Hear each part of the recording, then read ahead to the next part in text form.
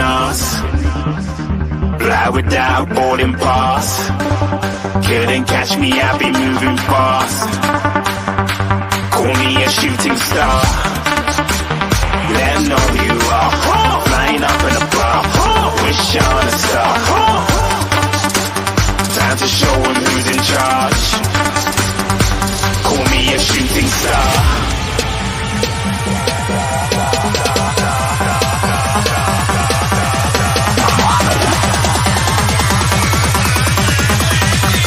Shooting stars. Didn't even get to bronze.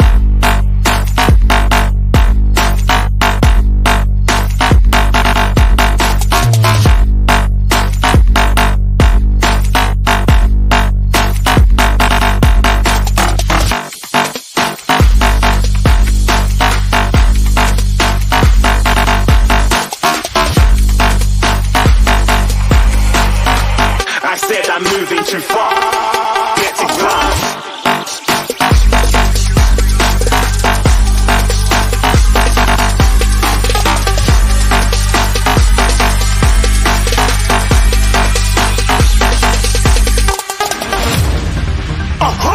Looking at a shooting star. Got more than a couple of people going mad. I swear they're rooting hard. Tell them I be big in the game like she went and got them breast implants. I said I'm moving too fast. Didn't even get a glance. I'm ready to eat up track like I'm seated in a restaurant. If you had swag like mine, you know it's best to flaunt.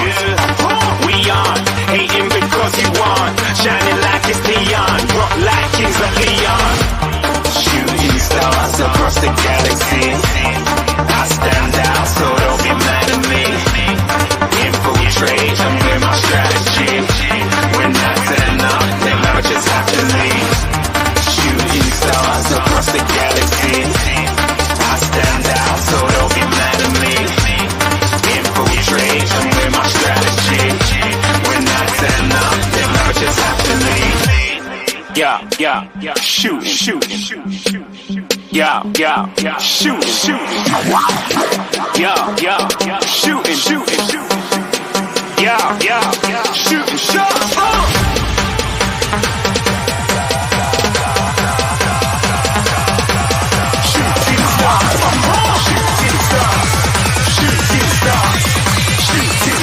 Didn't even get to bronze.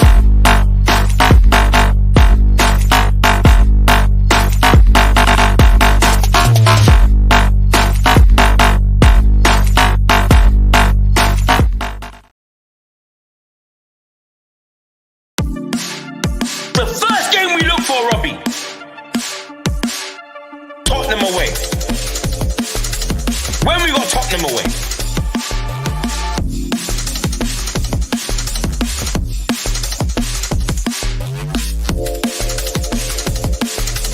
Tottenham away.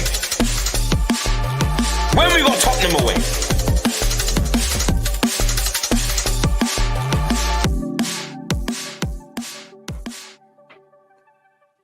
What's happening, people? Welcome to Tottenham Away, Saturday night live show, post-match experience. You love it, and so do we. What can I say? Tottenham 3, QPR 1. We had to get 3 points. We got 3 points. But as always, there's so much to discuss. We just can't be happy with the win because too many things happen for us to be happy. But we are happy to some degree, but there's things we need to discuss. Anyway, thanks for joining us, everyone. Welcome to the channel. Big up, like, subscribe. Let's bring in the panel. Say hello to everyone. Charlie, how you doing, my man? You good? Looking fresh? Yeah, all good. I had a haircut the other day, so you probably noticed that. But yeah, all good.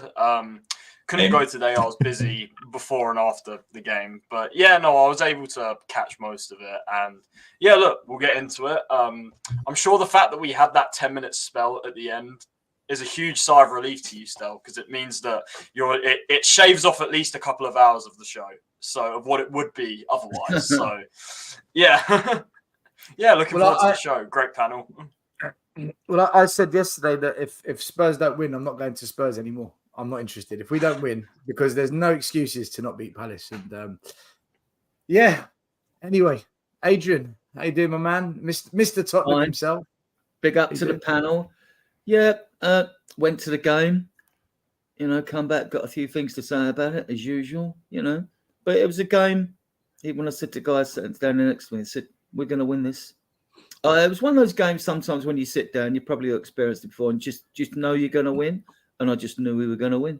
So we'll move on. We move on to bring a bit of balance, a different angle, a little bit of controversy. Someone who sees football differently to quite a lot of people in the comments, but he's still a fan. Scott M, how you doing? It's been a while.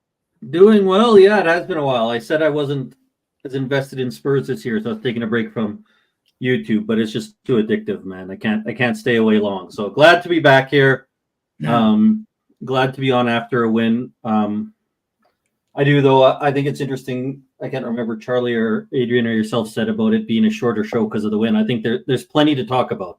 Yes, it was a win, but I think if you're looking at the big picture, there is so many. This game brings up more concerns for me, honestly, than positives. There's so many concerns watching this game for us if you're looking at the bigger picture. But as people say, 3 points is 3 points, so we celebrate that. Well, we're definitely going to get into all of it. Michael, does he run the Polish Spurs Supporters Club? Should he run the Spurs Supporters Club in Poland? I don't know, Mike. Tell us. It's already taken care for. I am part of the groups, of course, but I don't have to run it by myself. But yeah, the funny thing today was that I attended the match of my local team from Wrocław, and it started at 4:30 British time, 5:30 here, right? So basically, what I got to see was the first half and the first 10 to 15 minutes of the second half before my match started that I attended, right? So basically what I saw is nothing in the first half, nothing in the second half. Then when I got off the tram, I literally, as soon as I got off the tram in the stadium, I got the notification that Palace scored. I was like, fuck this. I'm happy I don't have to watch it, right? And I kid you not, when I got into the stadium, it has a bit of internet issues. You can't really catch Wi-Fi there or anything, right? So I couldn't get different notifications, right, about the game, etc. But then suddenly my internet stopped and I saw 3-1. I was like, oof. I was relieved, I have to say. But yeah, by the way, the game I attended was mad as well because there was a bit of rivalry between the teams and, Eastern European atmospheres, flares, swearing, all that stuff. It was mad. Yeah. No. I even have some videos. No. Good to hear. Good to hear it, man. Good to hear it. And talking about controversy, Mr. Box Office in the house. If you don't know, get to know. Back to you, Alex. How are you doing, my man? I was doing fine. I was doing absolutely fine. I went to the game. Is what it is. Good victory. We can pick the bones of what it is. I was actually going to do. I've done reaction. I've got to, get on YouTube, and spoke to Sean. Absolutely fine. I know where my team is, and that's it. And it's not the Tottenham team, like I said, and that's it. Then I watch We Are Tottenham TV, and I watch a fan cam, and it's not Brian. I watch somebody say, "Oh, fans, what is it? Fans' mentality is shocking." This is why our team is never going to do anything, because I'm sorry. The rubbish I heard on that fan cam was absolute garbage. I'm sorry. And I don't care. If Ben and Sim want me to go with this guy, get me on with this guy. Honestly, chatting absolute garbage. Garbage. Yeah? Telling us our fan base is absolute... Telling us, what is he talking about, Sil? And you know what I'm talking about, bruv. Thank you. Big up to Kuva, by the way, yeah? Because he had to calm me down after watching his absolute rubbish on We Are Tottenham TV. Yeah? This is the problem with our fan base. This is the problem. They can't let it lie. Okay, we won the game. Great. But why come at the fan base still? Why come at the fan base? Yeah? Saying we've got wrong mentality, bruv. Whose fault is that, bruv? Whose fault is that? Alex, this is just the hello bit. Like, how you doing? I know, but I just can't. It's an introduction. No, I can't. Get We up. haven't started Introduce- the show. Honestly, I can't do it. I can't do it, chill bruv. pill. Take a chill pill. I can't. No, but bruv, I can't do it with this fan base, bruv. This is When box you've got office. Box office when you unleashed got already. someone on free on top of TV has to This make his is- moment, and there's going this to be a is- couple this of them is- doing it again and Unleashed. saying it. Come at the fans again. They can't keep themselves quiet. That's the problem. Batchy still, I'm done. I'm sorry, I'm done. To be fair, still, if I can chime in, right? The amount of like Reddit posts or like Twitter screenshots I saw today of we should sign Timo Werner, he's unlocked, the tornado is here, or whatever, right? And the amount of comparisons between Brennan Johnson and Martin Odegaard, this is the new one, right? Because Oh my Brennan Johnson lord! is, I think, Oh at my like, I think lord! Brennan My Johnson lord! is at like 3 goals and 6 assists, if I recall correctly, right? And Listen, Odegaard thank God, is thank at God. like 5+6. Thank God for Come Tottenham on. away, man. The truth will set you free on this channel. Don't you worry about it. Yeah. Let me quickly say that over in the chat, and then I do want to get into all these subjects because even though we won, there's a lot to talk about. Big up to Tom, my man. Hope you're doing well. Scott M's in the building. He's on the show as well. Tot Spurs, big up to you. Disabled team, up the leads. Tony Rodriguez. How you did, my man? Ryan Busy. Spurs forever, big up. Savage BG. Gary Officer, big up to you guys. JJ in the house. The Alex Scott Experience. John George. Mark in the house, Sammy Mehmet and the boys, big up to you guys. Frankfurt Guna, how you doing? Patrick Duffy, Igor, Philly in NYC, big up to you, my man. We've also got Matt Coppin, one of our own, LA 007, Jonas, big up. Minerals in the building, Saeed TV. Don't you dare bring this to me on Monday on the show. Don't you dare bring this Werner and Johnson hype. You know it's Big going. up You to know it's Saeed. going. By the way, if you don't know Saeed TV, go subscribe, like.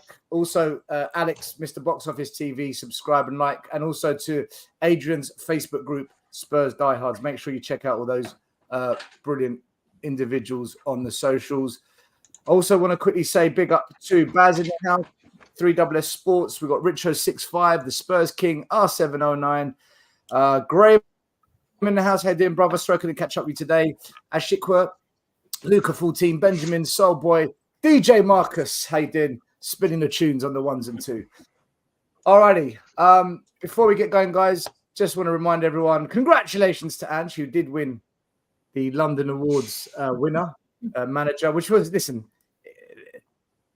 I don't know how prestigious it is, but it's an award, right? You take it. We're desperate. Spurs It's also. a trophy. It's a trophy. Vicario won the Goalie of the Year London Awards. Listen, big up to both of them. An award's an award. Also, I've got to give a quick shout out. Sorry, Adrian? We got the double. We got the double. That's right. Big up to young Mikey and young William, who were in the stadium today. People that know the channel, people that always, show some respect and love to us. So big up to them. All right, guys, let's get into it. Let's just go. Let's go straight in. Starting 11. So we didn't know who was going to be the wing backs today because Porro and Udogie were out last game, but Udogie started. So it was Udogie, Romero van der Ven, and Chicken Royale stayed at right back, still no Dragusin. In the midfield, they're all pretty much fit now. And we went with Basuma, Bentancur, and Maddison. So Skip on the bench, Hojby on the bench, Sar on the bench, and also Lo Celso. And then the front three, Kulu, Son, and Werner, with Johnson and Scarlett also on the bench. So, look, in terms of starting 11, Charlie, are you happy with it? Are you all right with that? Well, I mean, it's pretty much what I was expecting, to be honest. Like, starting with the midfield, it could have been anything. It could have been Basuma and Sar, Basuma, Bentancur, Sar and Bentancur. It could have been any of those combinations. So it happened to be Basuma and Bentancur, and obviously Maddison in front of them. And then the defense, I mean, look, I don't want to see Chicken Royale play for Spurs, like, ever. So I probably would have put Dragusin at right back because he's proven for Genoa that he can play there. I know he hasn't started a game for us, so usually people would say, I'll put him in his natural position to start. But, I mean, Dragusin playing at right back, surely that has to be better than Chicken Royale. Like, most things are. So I would have gone with that, obviously, with Porro being out. And yeah, I mean, look, with Richie for the forward line, with Richie being out, I mean, it's pretty much what I expected. I mean, maybe you can make a case for Johnson over Werner. You know, it could literally be any, not too much of a difference. And you could even make a case for putting Lo Celso in the front three. He's played there before. So, but yeah, no, I expected Timo to play. Son through the middle, I knew was going to happen. And then Kulu on the right. So, I mean, look, yeah, line up pretty much as I expected. Maybe I would have done one or two things a bit differently, but it is what it is. It was strong enough. And from the start, I said that, look, whatever we think of Palace, the new manager bounce, that lineup is probably strong enough to get the win against Palace. And I mean, look, there's a lot to talk about in this game, but I would say for a good 70-75% of that game, it was dog shit. It was utterly terrible, to be honest. Like, I literally look at the Everton game, the Brentford game, and some of these games we won that I'm about to say. The Everton game, the Brentford game, the Brighton game, the Wolves game, and then today, it was very, very similar. Like, I really, if you take away the goals and you watched all of those games without knowing which ones they were, you wouldn't be able to tell apart which is which. It was, to me, it was so similar. And just really slow. We only really created one chance in the first half where Timo made an absolute mess of it. Like, he's got to be slotting that away. Through on goal. Yeah, I don't know what he's doing. But second half, I mean, starts off the same, to be honest. And to be honest, I know Palace, they didn't have any threat going forward, really. I don't really remember any clear-cut chances of them having. And they got their goal. Their goal wasn't from open play. Obviously, it was from a free kick. By the way, Eze, what a player. Fantastic free kick. Definitely a player I'd love to see come to Spurs in the summer. He's someone that I think we should be going in for. And he showed his quality today in that one moment with a brilliant free kick. And when the goal went in, I know Palace weren't really threatening, but I wasn't entirely surprised because I thought that we were getting what we deserved for the way we were playing. Like, we were so nostalgic. And when you're like that in the Premier League, you're going to get punished eventually, no matter who it's against. If you have your eye, and we completely had our eye off the ball. And then I actually thought we got worse after the goal. Like, when they scored, I feel like we hit the post before that with Son and stuff. And then I think after Palace scored, we actually got worse in that kind of period up until Timo got the goal. Which, by the way, Johnson, look, I'm not his biggest fan, but that was a good bit of skill to lay the ball off to I disagree, Timo. By the way. I disagree. A good bit of skill to have the defender fall down because he slipped on the grass. Well, do you know what? We'll get into each individual goal. By the way, we will. But I just want you. I think he did well. I mean, I'm saying this as I'm not his biggest fan, but I think he did well to do that. But I mean, Timo, he can't miss. I mean, to me, I know he scored a tap-in, but for me, that doesn't save his performance. I still think that he was very wasteful. And look, fair play to him. He got his goal. I'll give it to him, but I want to see a lot more. And then we get back. To be honest, I didn't see us getting another goal because I wasn't seeing it. Even though we equalised, we didn't look like doing anything for the majority of that game. And then to be fair, I mean, look, Maddison, great ball, and Romero, and we're 2-1 up. And I think the best goal of the game was Son. You know, he goes one-on-one and he shows how you're supposed to finish when you go one-on-one. And that's what Timo should have done in the first half. So, yeah, I mean, look, Palace, definitely a lot of mistakes in there contributed to the fact that we were able to get back into that game. Like, I think Palace, they really, really shot themselves in the foot, especially with the first couple of goals. So, yeah, look, we take the win. But again, I'm not happy. I'm not happy with what I'm seeing. Like I said, carbon copy of the Brighton performance, carbon copy of the Wolves performance. Like, I'm seeing a very familiar pattern. And look, we're gonna probably go into more detail about what actually happened. But honestly, I'm concerned. But look, we got the win. That's what we got to do, and we did what we had to do today. But can't be doing this, especially next week against Villa. And when we play better teams, this isn't. Yeah, Charlie, I don't want to dissect it too much just yet. I just want to get initial kind of reactions because I want to break it down and we can deep it more. Adrian, I want to ask you, when I look at the stats of the game, right? We had almost 80% possession, 14 shots compared to their 4, 6 on target to their 1, 6 off target to their 2, passing accuracy almost 90% to their 70%. We had 5 clear-cut chances. They had 0. 11 corners, they had 1. This is absolute dominance. But when you look at the first half stats, XG 0.28, ball possession 82%, only 2 shots, only 1 on target. Big chances missed 1, big chances created 1, didn't hit the woodwork, only 1 counter attack. Passes 447. Second half, XG 1.59, 12 shots, 5 shots on target, 2 block shots, big chances 4. We hit the woodwork. This literally was a game of 2 halves if you split it in stats, and you could actually split the second half into 2 halves. Adrian, why is it for 70 minutes we look like absolute bang average footballers, and then we go 1-0 down, and like Charlie said, 10 minutes after we've gone 1-0 down, we still look bang average. It was only the last 20 minutes we actually looked like a team that was there to try and win a game. Why is this happening to us, Adrian? Because those stats don't lie. If you just look at the game stats, you'd think, oh my God, Spurs were sublime. When you look at the first half and you compare it to the second half, 2 very different stories. Like why is this happening? Because Palace, Adrian, Palace are not a good team. No, they're they not. really are. Not. They're just a big side, aren't they? They're just a big physical outfit. That's what they are, right? And I mean, like, and if you take stats, we all know there's too many variables with stats. And when I go to the game, I'm more a traditionalist. The eye test, those stats don't back my eye test and what I see. And I think a lot of fans would say the same. If you didn't have those stats, no one would come out that game and say we played great. No, we'd have a lot of possession and all that, but like they wouldn't thought like this was a good game with lots of good shots and lots of chances and all that. It wouldn't happen. Like, you know, it wasn't that sort of game. I mean, what got us through again was our resilience. This is a very resilient team. They've got potential, and we'll see how far it goes. You know, I picked the starting lineup like Charlie did. The reason I did that instead of Sarr, even though Sarr's got a slight back problem, is because I thought Palace would be a low block and we'd go a bit more attacking in midfield.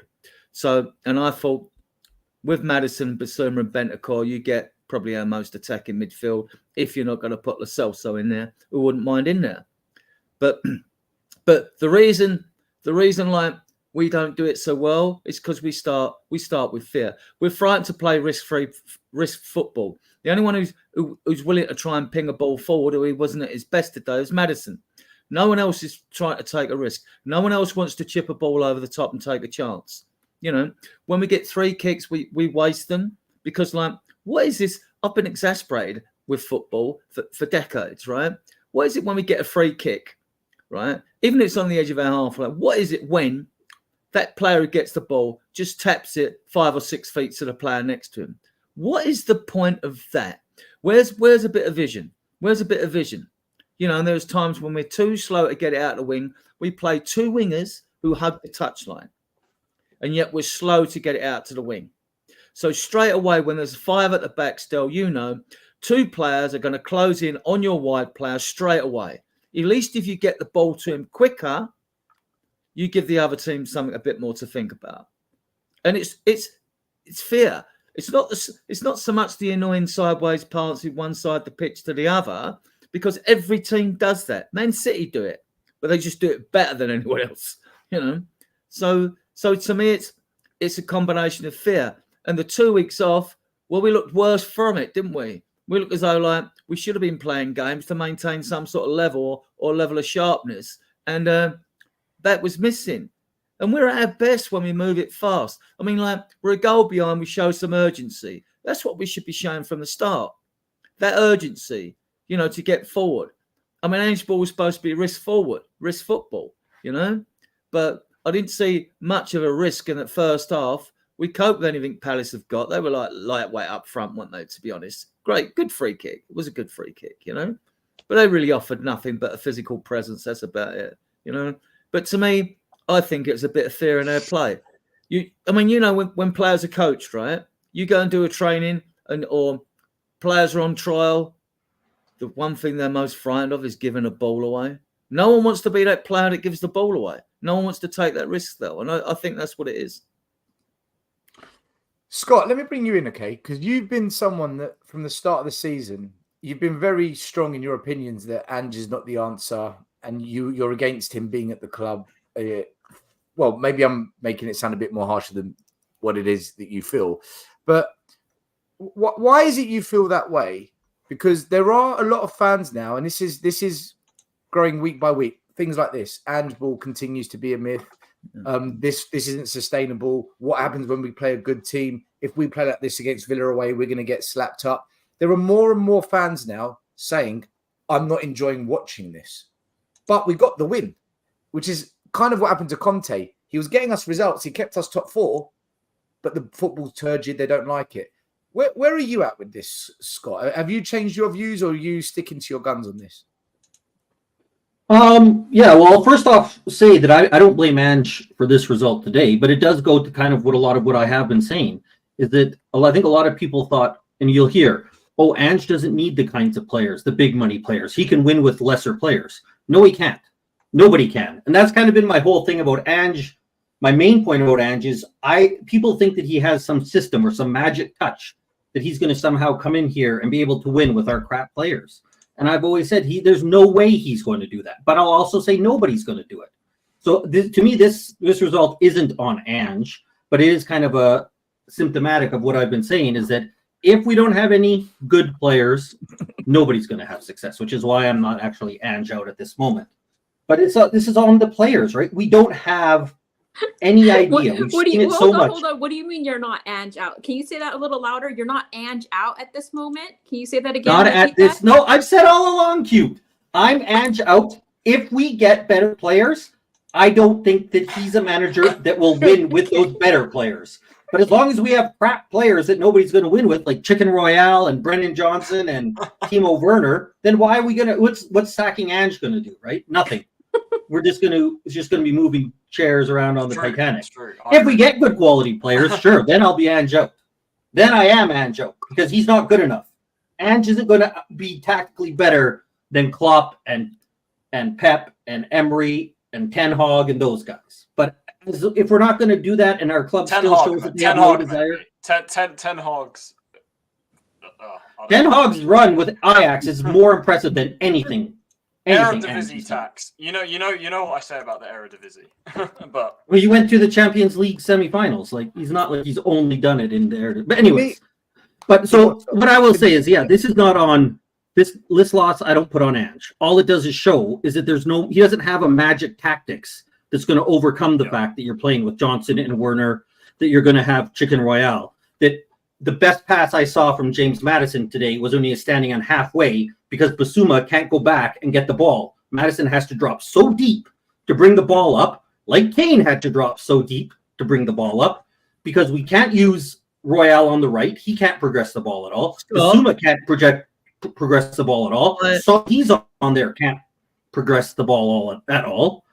There's no magic formula that does it. So no matter how much we love Ange, he's not fixing the problem that we don't have good enough players. I agree with you over the Maddison issue, because when we won them 8 games and 2 draws, Maddison wasn't having to do that, right? What was happening was when we had our back 4, instead of pushing up to the back line with Romero, being shotgun quarterback, he didn't have to come so far forward, Romero, because what was happening was him or the other centre back was Basuma was coming. Give me the ball. Give me the ball. That isn't happening. That is what's not happening now. Basuma was coming through the centre, like, give me the ball, so as he could take it and like a progress play from there. Now you got Maddison's dropping deep. Maddison shouldn't drop deep. He should be in the middle third or the final third. He shouldn't be dropping deep. I just think Basuma is game, and the other game against Wolves, I see him out a lot, drifting out on the left. I thought, why aren't you more central? But, it's just a point. Just a point. Carry on. Yeah, Scott, still there? Yeah, sorry. No, I agree, Aiden. It's like, I'll say, somebody asked me, like, I'm Ange out and I'm defending him, because I'm not just blindly Ange out as much as people want to make it out to be that way. We need to fix the team. And this game, as much as we won, and we have to give people more time, 24 years isn't enough time, and we won today. The reality is this game showed us so clearly where we're lacking. There's no doubt after watching this game that we need better wingers. There's no doubt after this game that we cannot continue with Chicken Royale playing at right back.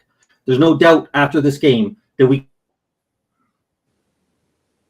can have a midfield that has Bissouma, Sarr, and Bentancur as two of our starters. They are not good enough. I think Bentancur can work with other players, but Bissouma and Sarr are so limited in what they can do with the ball that we need better than that. And that's what I take from this game more than anything. Yes, we got the 3 points. Yay, hooray. But no, Royale was not excellent. No, he was not excellent.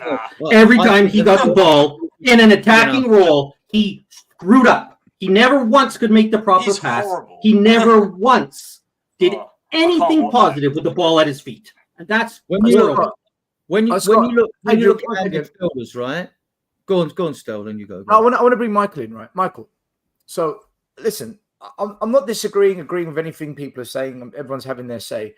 What I want to ask you is this: do we need to give this manager, and dare I say it, this board, time to prove to us that he is the right manager, that the board have changed and they will continue to try and bring in good players like we did last summer, not so much in January, and to judge it then?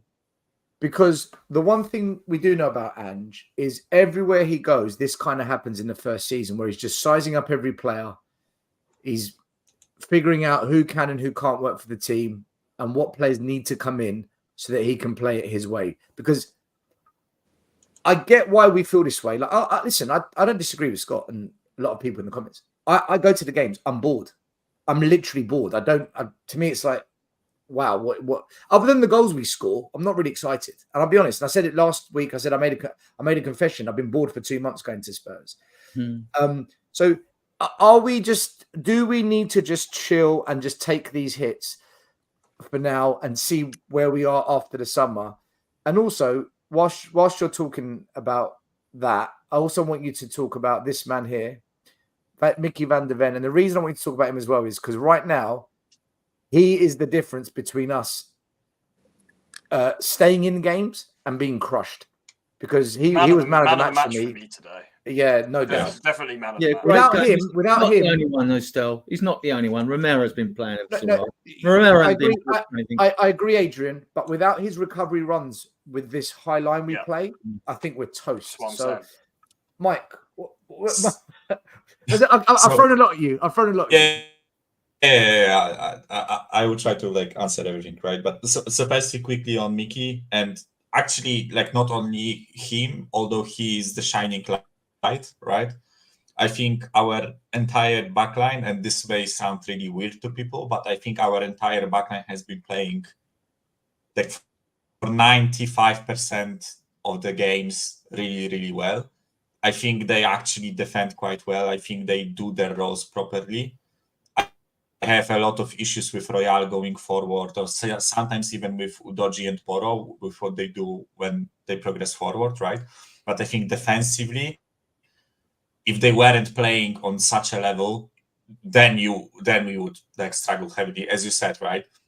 Because Van de Ven, so far, I don't want to make any bold statements, right, about his future, but so far, right now, I think he's playing amazing, right? I think he's saving our ass majority of the time, and so does Romero. Honestly, I think Romero also is playing on a really high level, right?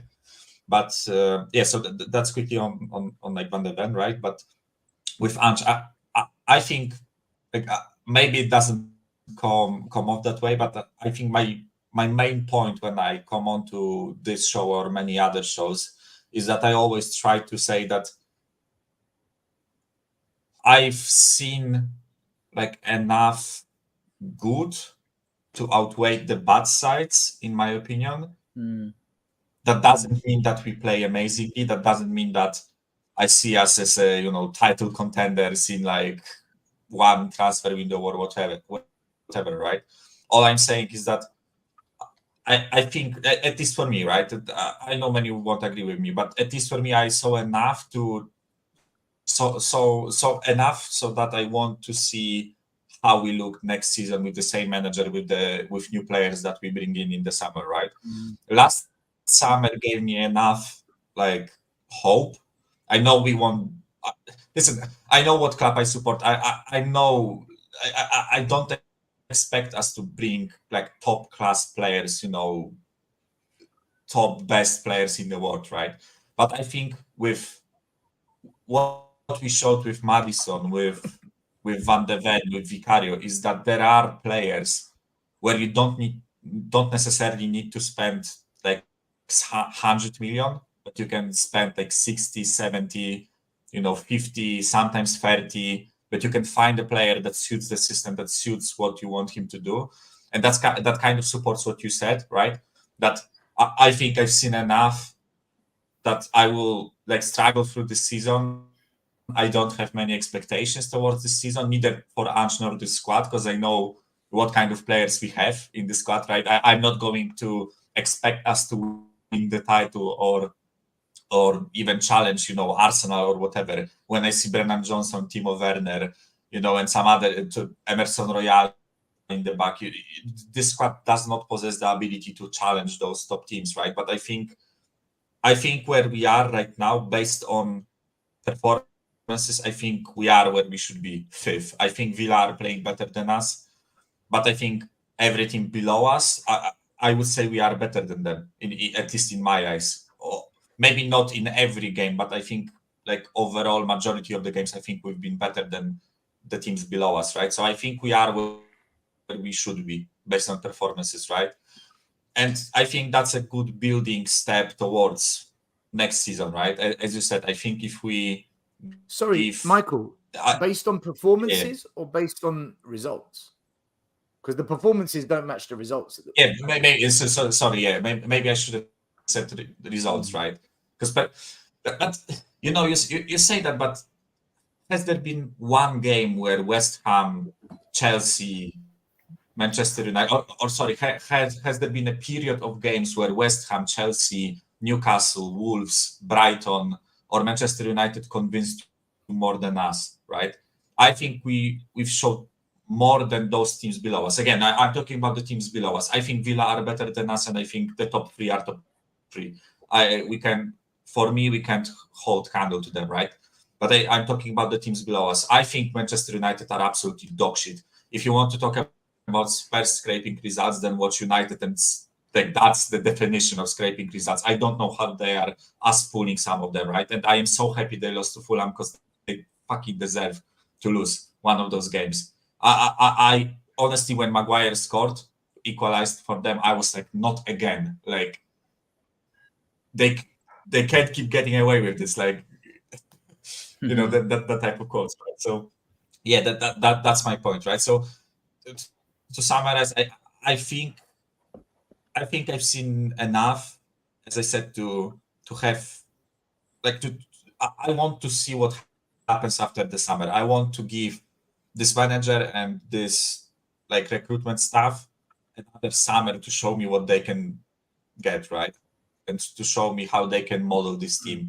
I want to see some names gone. I want to see some new, fresh faces, exciting players. I think Ange and the recruitment staff know what type of players they need. And I think, for example, in the white areas, we don't have players that we need. I kid you not. When I watched this first half today, I think that screamed for me that our white players are not suitable for what we want them to do.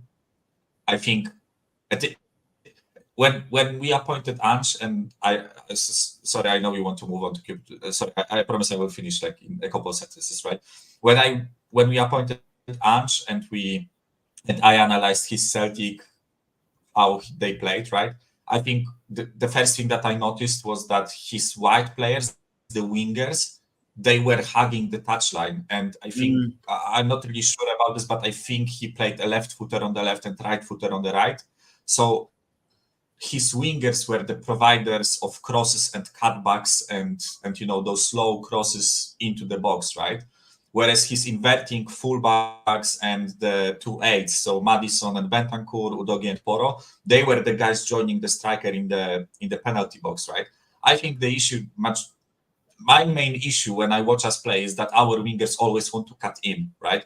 And it's not that they are doing this bad, but I think they are cutting in, and the inverted fullback is there, and then 8 is there, and then our striker is there, and I think it's just too crowded. When I watched the first half today, I think I saw like 20 players in the box at some point, right? Because everyone from our team tried to, be condensed in this box and tried to go into the box. And Palace, all they had to do was just put 5 men in the box with their defensive mids, and we can't squeeze through because there is literally too many bodies in the box, right?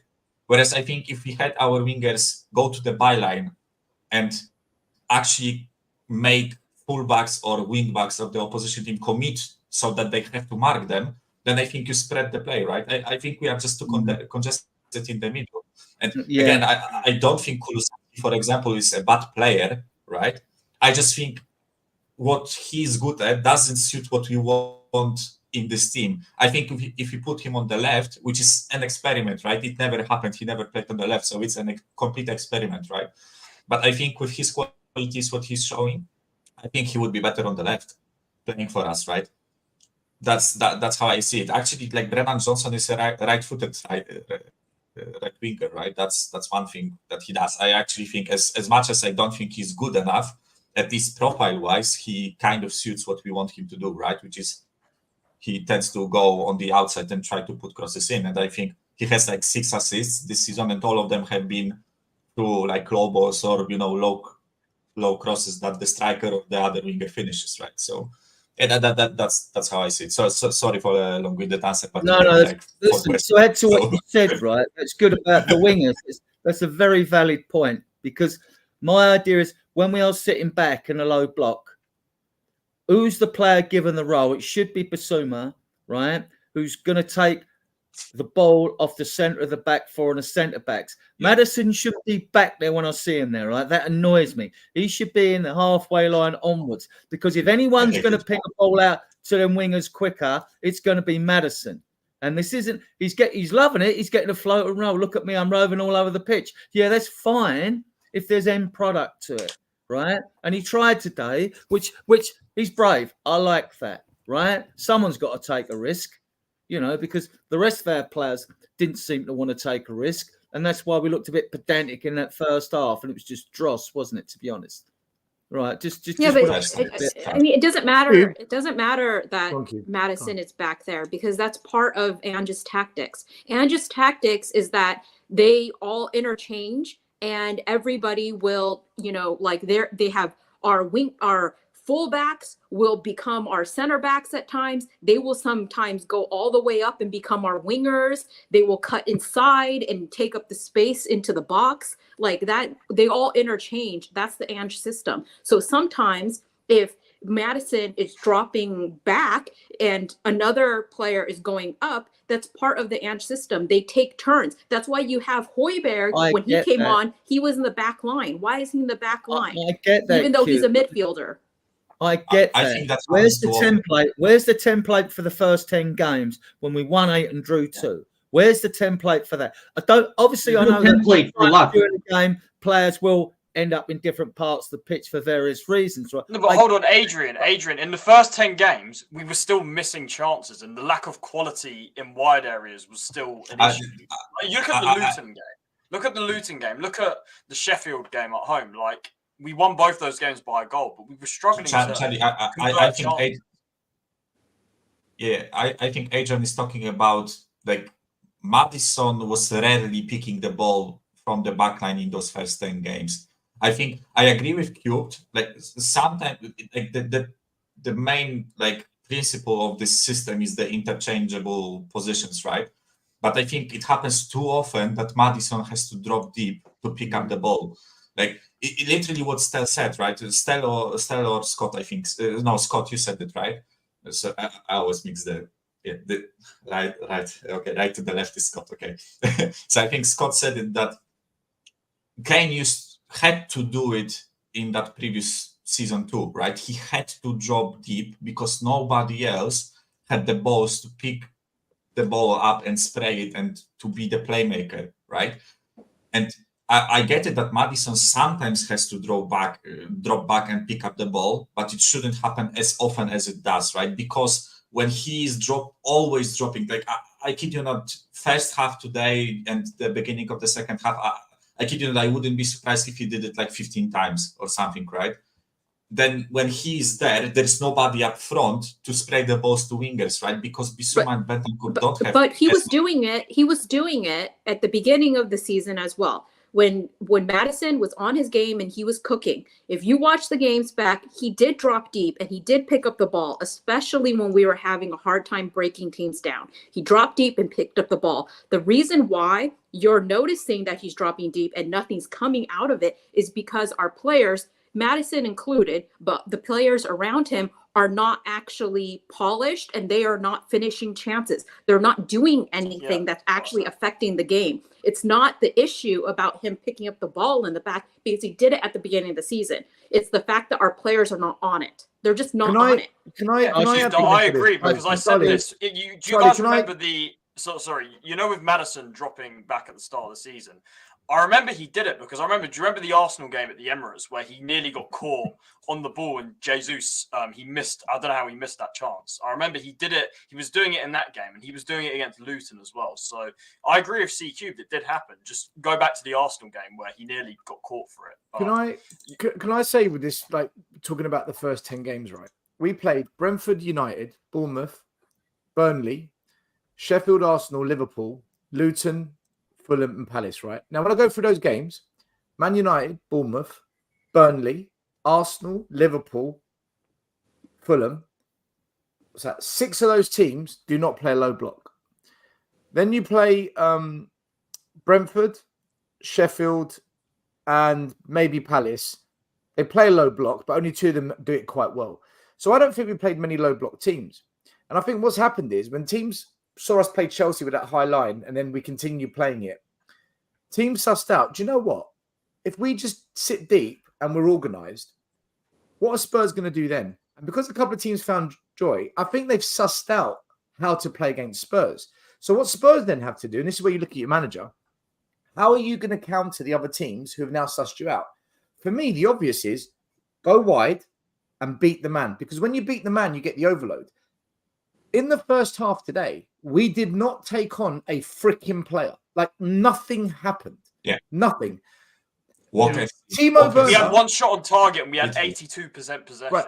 But second half, what I did see was whether he was successful or not, Timo began to try and take on players. And that began to cause problems. Yeah. The goal that we scored for the equaliser was because Brennan Johnson took on players. So for me, the issue at Spurs is this. Teams are going to set up with a low block. You need to deal with it. So either start shooting from distance, which we didn't do again today, demand wide players take on the player, or by players can take on a man, or number 3, start being good at set pieces. So when you do get a set piece, you can score from them because Arsenal get a lot of goals from set pieces. Spurs need to learn different ways to beat a low block. And the obvious ones we're not doing. Yeah, and you can add late runs into the box in that as well. Well, yeah, but then you need someone that's going to deliver that. I do want to talk about the shooting thing maybe later. Still, I do want to bring something up on that. Can I just say something?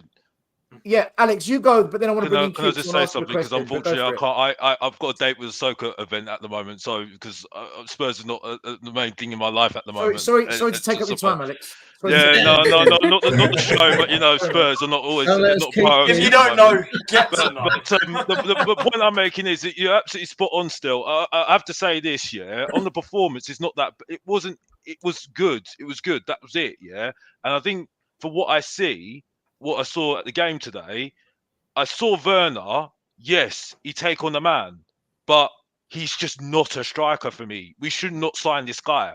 Yeah, I knew from the very 2 seconds that he's at that one-on-one, he was going to miss. Yeah, and I said what I said last week. He's got no arrogance. Yeah, no arrogance at all. Yeah, I'm confused about Kulu. I've got to be honest. I don't know what to say about Kulu because he does assist. And he gets in right positions, but he's just not a winger for me. And I just don't know where he is at the moment. Johnson, give him some credit. He made an impact today. But Werner, sorry, no, not for me, because he's just not going to do it. And people saying, "Oh, he needs to give him time. He needs to give him time." Come on now, yeah. Even the Germans are saying they're not that great at the moment. They're not making great players that they used to do back in the day. And Werner's one of those players, because if you look at Werner one-on-one and look at Son one-on-one, look what's happening. Exactly. Son takes his chance because he knows what he needs to do. Werner doesn't. He scores a tap in, everyone's twerking for him. Yeah, the only credit should be on that goal is Johnson. That's the only person. Because if Johnson doesn't get through, Werner doesn't have a tap in. You're having a laugh. You know what I mean?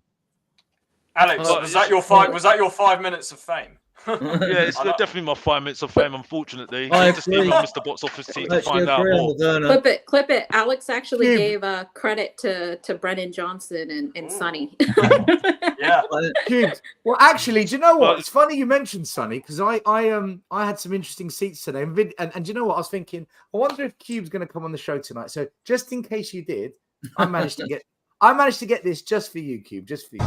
So guess who's here? Right there.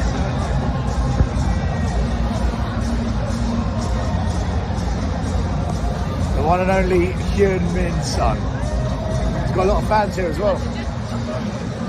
The whole support. There you go, Cube, just for you. Ooh, hospitality. He's still That's a our rubbish captain. captain, though. He's still a rubbish captain, though. Sorry. No, that's our captain. Nothing's changed here. We are not having a fun debate today. People don't want to talk about it. People don't want to talk about it. Not tonight. Not Yeah, tonight. but you know what? Just so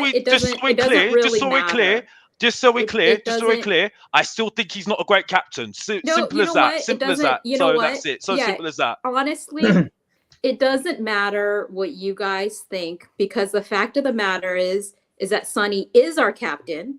He's gonna be our captain, and Ange has already said that he is building the team around Sonny. So you can hate on him all you want, but you're gonna have to hate on him for years to come, because he's gonna be there at the middle of it. But built the team around him. He's gonna be the captain. You're gonna have to see that band on him, and there's nothing you can do about it. There's nothing you can do about it. You can lie all you want, but there's nothing that you can do about it. You weren't listening to me though. I don't even think he's a bad captain. CQ, you weren't listening to me though. I said he's a very quality striker. He's a clinical striker. I said that. There's no hate there. The point I'm making is as a captain, he's not great. Yeah, I think Vicario is more better than him. Then Alex, you don't know what goes on behind the scenes. That's the argument here. Alex, it's not about him as a player. It's not him as a striker. Wait, everyone stop. 1 minute. No. It's my show. Stop. This subject ends here. Alex, we are not having this subject today. Yeah. I hear you. I'm just saying. We're not having it today. What I want to do is this. I want to ask Cube a question, which I wanted to do for about 10 minutes. Cube, at halftime, Palace have defended excellently, but Spurs need a lot more going forward in the second 45 minutes. Just one shot on target from the host. So basically, they went on to say how Palace were defending well and Spurs were just... So I wanted to give my thoughts, because I haven't yet. One second. I want you to give your thoughts, but I want to ask you a question as well. My question is, why are Spurs so bang average for like the majority of games, and then we have this 10, 20, 30... well, not even 30, 25-minute patch where suddenly we manage to sneak these victories, whether it's against Brentford, Brighton, Burnley in the FA Cup today. Why is, in your view, Q, why is this happening? Because it's nothing like the first 10 games. I know we've said teams have set up differently, but why aren't we overcoming it? Because we overcame it in the last 20. Why couldn't we start off the way we ended the game? Have you guys seen the that meme that's been making the rounds for like ever now? It's been like many months and whatever, maybe even since last season, where it's like that one meme where at the beginning it's talking about Spurs, and it's like beginning, I'm really excited to see my team play, and then like for like 90% of it, it's like I want to kill myself, and then the last like 10% is like, great, we won. That's Yes. pretty much, yeah, it's been Yeah. making the rounds forever. And like, that's Spurs. That is so Spurs. And I would just say it's not like I want to kill myself. It's like I want to stab my eyes out because it's like terrible to watch. Like that's the way that I feel about Spurs. The sad thing is that I felt that about it last season. I feel that about it this season.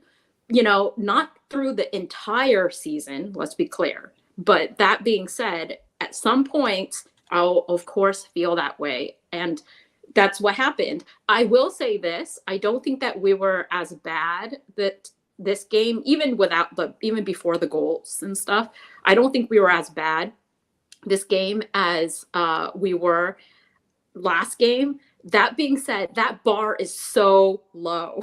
That's how sad it is we were complete shit against Wolves. And so I'm like, okay, at least we were a little better than Wolves. I mean, Cube, sorry, before the goals. Cube, sorry. Were we better today than against Wolves, or are Wolves just better than Crystal Palace? Wolves are much better than Crystal Palace. No, I think Wolves. but hold on. Wolves just got battered by Newcastle today. I was gonna say. And we battered Newcastle. Newcastle's on a bad, they're in bad form. So Newcastle at home is hard though for anyone. Yeah, but even at home, they've been like really struggling this season. And especially right now, they're on a bad run of games. So you know what?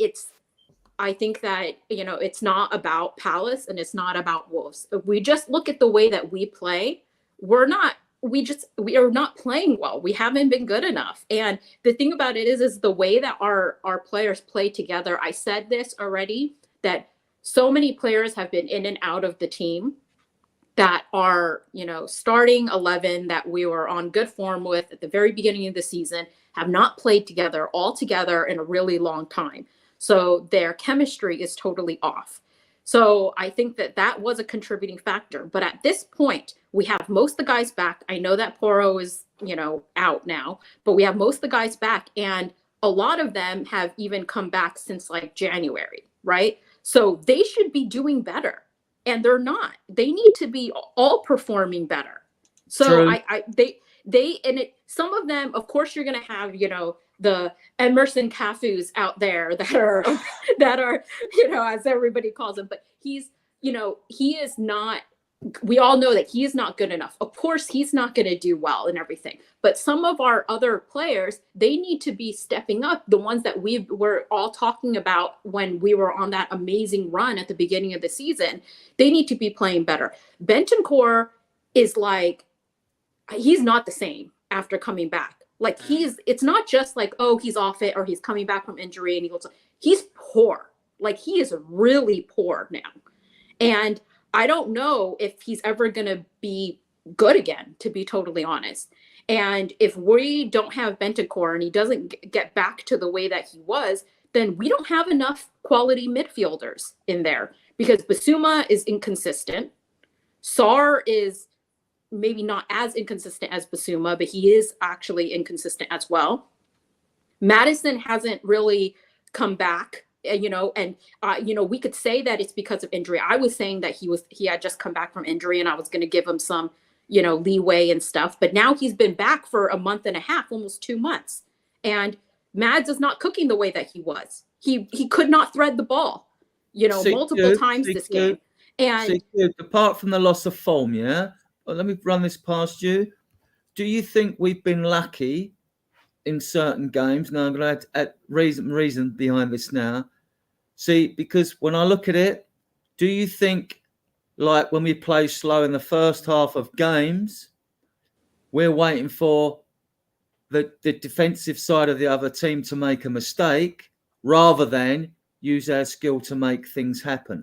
Are we trying to wait for the opposition to make a fatal error, or are we good enough to make things happen?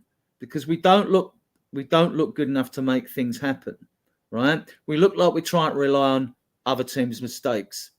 That's the thing though, also, is that we don't start to wake up until like this 70th or 80th minute. It's like we start to push and we start to take chances, and we, you know, at that point in time, why are we not starting earlier to really like take the chances and really, like you're all saying, take on the man, you know, take some shots out from outside the box. You know, I think. Sorry, Adrian. Sorry, just to add one more point to that before that happens. When we have started well early, and we scored a goal in the first 10 minutes, we've then sat on the back foot in the first. Because we're not good Adrian, enough. when have we done Adrian, do you know what I think it partly is? 1 minute, Charlie. When have Spurs done that? 1 minute. No. I'm going to back up. I'm going to back up. First 18 games of the season. I was going to say that, you know, this thing about us needing to wake up and like either we do that or we start well and then fade out. It's this thing we keep saying about players not being able to go at full steam for the whole game. You know, for whatever reason, they either start really well and fade out, or it takes them forever to get into the game. So I think I don't know what it is. Like you want to pinpoint people like Johnson, and they just don't have a lot of stamina for whatever reason it is. I think there's some sort of stamina thing, and I just want to say as well. I can't remember who mentioned it, but I think it was you, Stel. If you look at the performances, and you were saying Palace worse than Wolves because we played a bit better today. I don't even think there's Wolves are better on the attack for the counter. I was going to say I don't think there's much difference between Palace and Wolves, because I told all of you about Wolves, and look what happened today. I was saying this on Connor's show and a few others that Wolves aren't as good as everyone's saying. I think they're a similar level to Crystal Palace. They're 10 points ahead in the table, though, Charlie. No, but I don't think Wolves. People are saying, "Oh, Wolves, Gary O'Neill, they're going to get top 8, top 10." I'm like, no. I think Wolves have players that can hurt you that Palace don't. I don't think they're that much better than Palace. Like, you know what I'm saying? I don't think they're that much better than Palace. I just think we're waffling here. I think it's quite clear why we're not doing it. Because the player's not good enough. Alex, hold on. 100%. You're right, Alex. 100%. I said the other week that Brighton played better against us than Wolves did. Yeah, but the player's not good enough. Because the fact is, even Angie's saying it. Angie's saying at the moment, Angie's saying he gives a system, a structure to how to play. Then it leaves it to the players to do what they need to do. Right? I agree. So we need better quality. And Alex, I just want to say about that with the Emerson thing. I hope everyone can see how much we need Porro in this team. Because what he does, I think, is overlooked by a lot of fans. But Charlie, the fact that you're saying that, the fact that you're saying that, I think Porro needs to be in the team. But the fact that you're saying that, definitely in our top 3 players at least. Yeah, but this is the problem. This is the problem. The fact that you say that we need Porro in the team. But the fact that you keep on saying that Porro needs to be in the team, that's the problem. So what's going to happen next? Why? Because the fact is, Michael, is if we're going to be playing him next season, and he's the only player that we can play at right back, what's going to happen with his injuries? What's going to happen? It's just ridiculous. That's the point. The players are not good enough. They're not good enough because what is Ash telling them? He's got a structure. Sorry, Michael. You told me why I said that. The point I'm making is that he's given them a structure. He's given them a structure to play, the way to play, and he says, "Go and do my system." But you've got to. It's up to you now. But no, hold on, Charlie. No, Alex is not saying that Porro is not a good. What he's saying is that there's nobody behind him. That's what he's saying. Is that if we're relying on one player that's going to make all the difference, then that's not good enough. Because if he's injured, which he is currently injured, then we're screwed, right? No, we're not. What happens every time. Not. We're not. I totally agree with that. We're not, because you play Dragerson alongside Van der Beek. Hold on, Adrian. Why is he not playing Dragerson then, Adrian? Why is he not playing Dragerson then? Right. Alex, I'm saying we need to buy a backup right back because of what Cube you were saying about Porro. I totally agree. We can't rely on one player. We need to buy a backup right back in the summer. And a backup left back.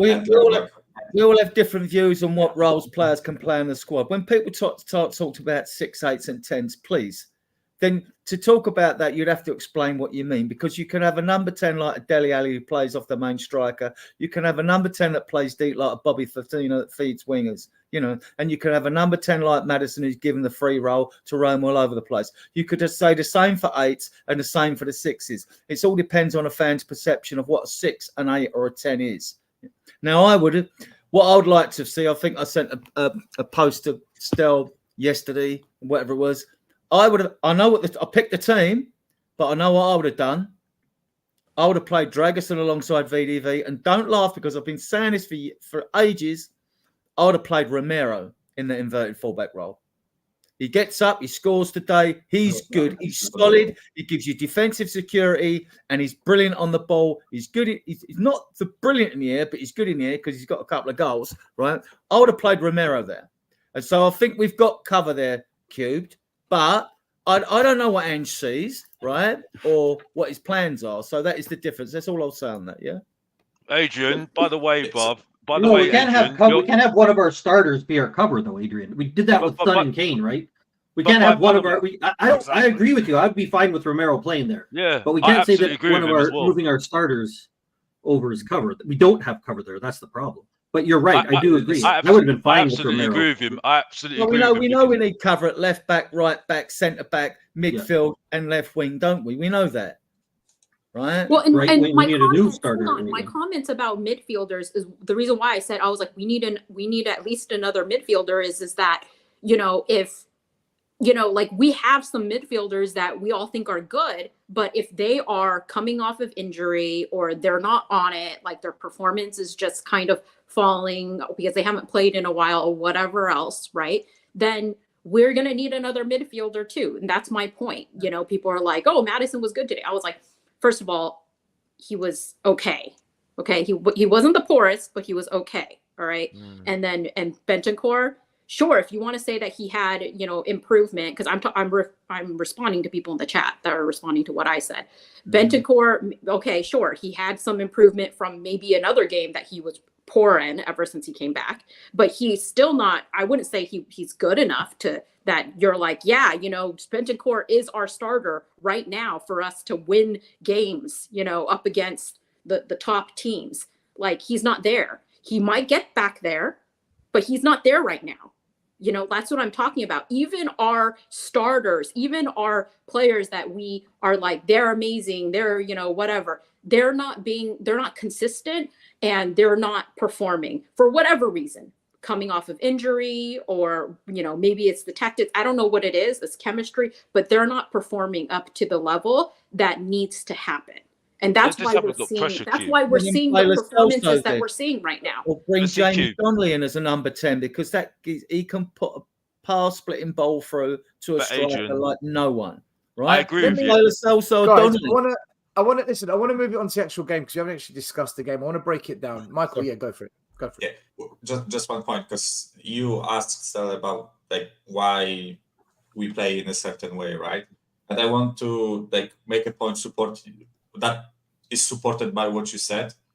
When we lost to Wolves, I think you said that this was probably one of the most structured, disciplined performance. The low block was consistent for 90 minutes. Yeah, that low block was perfect when they played against that. And also they didn't make any individual mistakes in that game, right? Pretty much. I think what happened today and what happened against Brentford and what happened against some other teams, and I kid you not, Crystal Palace were low blocking. We couldn't get a sniff, right? They scored the goal and they started pressing us. They pushed up. You can watch the game again. When they scored, they started pushing up. We sucker punched them pretty much because I think our wingers are transition wingers, and even Son is good in transitions, right? So when we nicked the ball off them, we transitioned, we sucker punched them. Then they were shook, like a boxer that gets hit. He's a bit shook, doesn't know what's happened. Then we sucker punch them again, 2-1, and suddenly they have to now chase the game. They open up a bit more, and we sucker punch them again, right? And I think similar thing happened against Brentford and against other teams, right? So I just think we don't have the quality to break a low block. And honestly, I know there are better teams than us that also struggle with low blocks from time to time, right? You play low block so that the other team struggles to break you down, right? That's the point of playing low block. So it's not like an individual issue that only happens to us, right? I just think we are particularly bad at breaking low blocks. I think that's because we don't have a towering striker who you can like lamp the balls to so that he can win headers. Neither Richarlison nor Son are not like that physical to win multiple headers so that you can, keep creating those chances, right? But one thing that pisses me off the most when I watch us is why the fuck are we not shooting from distance? I absolutely hate the fact that we are not shooting. I wanted to talk about that. And we actually have some players that are shooting from distance. Son and Maddison both over the years have proven that they are good shooting from distance, right? So why the fuck they never take a shot from distance? We don't shoot. We always try to walk the ball into the net. And it goes back on the players. It goes back on the players. I want to remind you of one game. Do you remember when last season we lost at Old Trafford 2-0? When we went there and completely played low block, we didn't even try, to break. We just tried to break, right, using Kane and Son, right? And what Manchester United did was they were peppering the goal with shots from distance. They were shooting and shooting and shooting and shooting, and whenever we tried to go out of the defense, they took the ball off us, and they were shooting, and they always tried to do this. And I think Bruno Fernandes and Fred scored from distance in that game, if my mind serves me correctly, right? Fred. Yeah, Fred. So Fred's outside the box. How we letting him? I'm really furious that we don't try to shoot from distance, right? Sorry, keep going. Go on. Can we bring up G Moore's comment? I do want to talk about the game though, Cube. I do want to move it on to that. No, but I want to talk about this is in context to the game. What time is it? The comment. I don't know what the time is. I don't have times on this thing. But the one G Moore comment, this manager's got rid of the likes of Sanchez, Dyer, and has a great first team back line. He said no, the one that just I don't want to get all about the manager, blah blah blah. But the what he's saying, everything at once. We want everything at once. I think it's 10:39 for you. The problem. No. So the problem that I have, So the problem is most of you want all of it now. So in context of this game, okay. So we're in a project. Fine, if you want to talk about. We can debate about what that project is and how long it's been going for. But in the context of this game, what we're asking for right now is not to have everything. What we're asking for is a better performance. We're talking about an individual game and the number of games that we've been seeing this performance drop off. Okay. A lot of them have been games that we've lost. We're coming off of a bad run. And then some of them, even when it's not, a game that we lost, our performance has not been great. Even if we lose a game, we would expect, hey, our performance should be better, So that's not wanting all of it now. We want the players that are good enough, or we think are what are our starting, and we don't want to get rid of them players. So put the other players aside, the ones that aren't good enough and etc. Right? Like the ones that we have just signed, we think are good players that we want to keep for this project or Ange's project, right? We want them to perform better, and we want them to perform better together. And that's not too much to ask. That is not wanting it all now. That is expecting the players that we intend to keep for this project that you're talking about to perform better and play better. Well, yeah, exactly.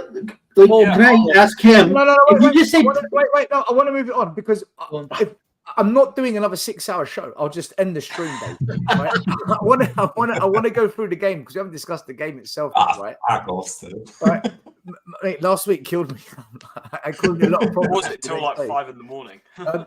Charlie, I want to go around. I want to go through all the talking points. Right. The first big one was this: Timo Werner. Oh my God. Sky Sports said you've got to score.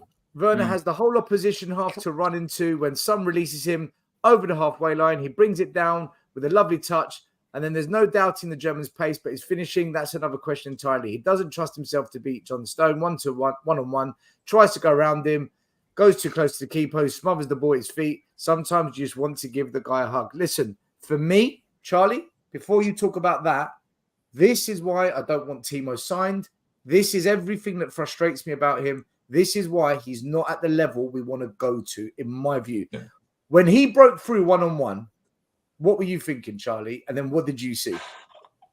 So he went through. He went through. I mean, if you look at where he was, right, he's obviously one-on-one. He has all that space either side of the goalkeeper, and I'm thinking like, you know, I'm not Timo's biggest fan at all, but he's got to slot this away. Like I've seen Nketiah slot that exact chance away before. So I'm thinking, I know. Even if you're shit, you still have to slot it away, regardless. Like even Richie slotted something like that before. So I'm thinking, surely, like he can't miss, and he does. He had to go and miss. He tries to round the goalkeeper when you have all that space. You don't need to round the goalkeeper. You only round the goalkeeper if he's coming out. If the keeper's coming out, then you can take it around him. Johnston, the goalkeeper, didn't come out. He wasn't like sprinting off his line or anything. So he doesn't need to go around him. All he's got to do is find either corner.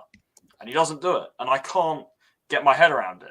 Even, it doesn't matter how good you are. If you're a professional Premier League player, you've got to slot that away. And yeah, there's not a lot to say about. There's not too much to say about it. I mean, he got his goal in the end. I mean, fair play, right place, right time, tap in. But I'll be honest, I have to agree with you, Stel. I mean, when we signed him, I was confused. Like, why are we getting another lone player for starters? Like, I thought we wanted to build. People say build for the long run, build for the future, whatever. I mean, Werner doesn't fit that. 27, 28-year-old player on loan with a buy option. It doesn't fit the so-called vision. And like, I don't believe in the whole word project and stuff, but like for the people that do believe it, it doesn't fit that narrative, the project narrative. So it doesn't make it. There's no links to it. Like it doesn't add up in any way to me. And yeah, I mean, he's a gap. What do you mean? It exactly. doesn't add? He's a gap, but that's what we do. Like it doesn't matter who the manager is. We have to admit that this happens every January. We sign a gap. Yeah. We had a long gap. We had a Danjuma gap, and now we have a Timo gap. Exactly. Literally, yeah, I mean, literally, there's a pattern to it. So you're asking about what is it doesn't add up. I'm like, it totally adds up. I agree. I said it's like another one of these loan players that we've just brought in for no reason other than the fact it's just one of these stopgaps. And do you know what pisses me off about these stopgaps and these January's hard to do business, which is what some people in the comments say. We signed Kulusevski and we signed Benton in January window, and they helped us get top four. We signed Pedro Porro and Dele Alli. He turned out to be the best right wing back this season. Dele Alli. So at the end of the day, it comes down to one thing and one thing only. Do you want to spend money on a proper player, or do you want to live your life in excuses and blaming January's hard? It's difficult to do business. Which one are you? Because if we spent the money, we could have got better than Timo Werner. And the thing is, Charlie, with Timo Werner, when you look at Heung-min Son's goal, which we'll get onto later, that's how you deal with a one-on-one situation from the heart. That's how it's done. Timo didn't even come close to that. Not even close to that, man. Still, what I don't get is why is he? I'll say it again. Hold on. No, Adrian, hold on. I'll say it again. Why is he trying to round the goalkeeper? The goalkeeper's not charging off his line. He doesn't need to. He purposely goes out of his way to go around the goalkeeper. That's why it doesn't make any sense to me how he's doing that and why. Did Heung-min Son go around the goalie? No, exactly, because the goalkeeper wasn't charging off his line. Just like the Werner chance, goalkeeper's not charging off, so he doesn't need to go around. He just needs to slot it in the bottom corner. And yeah, I mean, there's a more important factor concerning our wingers, right? More important factor, and the factor is based on: do we ever want to win a league? Do I hope I see one in my lifetime? It's looking unlikely, right? And the reason I say that is because since 1992, it's taken on average 82 goals to win the Premier League. Now, in the last 10 seasons, it's taken 87 because Man City have won 6 of them. And in a couple of those seasons, they scored over 100 goals, right? So if you take 87 goals as a benchmark, I don't care how many assists a winger gives you. I'm not interested. Even Brennan Johnson's got 3. And I'm actually starting to sort of like what I'm seeing about him, right? Kulu's got 6 assists already. So your wide players traditionally back in the day were supposed to get you 10 goals a season each. But the standards have risen, Adrian. Look at the Son, Salah, Mane, all of these players. Handball, this is different. You should score even more. So if you say 1 in 4, there's always been associated as a good strike rate for a winger. So that would be 9 goals a season from Kulu, Brennan. Or Brennan Johnson has been here a longer time. Games, right? If they're playing all the games. So the front striker, you'd want 20 goals. Son should get 20 goals easy playing for the middle and handball. That would give us 38 goals. Where are we getting the other goals to make up 87 or 82? So Adrian, I have a question. Listen. When people talk about bringing in Pedro Neto and Rafinha, well, actually, Rafinha's stats are twice as good as Neto's, by the way. If people go and look at them, they are, right? Although people won't believe that when I've spoken to them about it, right? So if you look at going and get, oh, yeah, this player looks good, he gets bums off, so he gets you cheering and all that. If wingers playing for Spurs haven't got no end product, that means they've got to be finishers. I don't want them. I don't want Werner because he can't finish. He's not a natural finisher. I've seen wingers that aren't as quick as him that are better finishers than Werner is. They can put the ball in the back of the net. Werner isn't good enough. Johnson, I'm not throwing him under the bus. He's young and he's showing a bit more. I think with confidence, we'll see what we've got there. I don't know nothing about Solomon, apart from the fact he kept Mudryk out the Shakhtar Donetsk side. But as Mudryk's playing shit at Chelsea, I don't know if that's a good thing or not. You know what I mean? So, Adrian, I don't know. I have a question. So, you're saying about goals, we need goals from wide areas and up front. Yes. So why do you say that Parrott, Eredivisie merchant, is the guy? Listen, because hang on. Before Kane had so many loans, right? Before he had it off at Spurs, right? Son yeah, but you said leaving, goals. He doesn't score goals. Son was leaving after his first season. It didn't work, right? No, that's wrong. Son was good in his first season. He just got injured, but he showed quality in that season. He wanted to leave. He wanted to leave.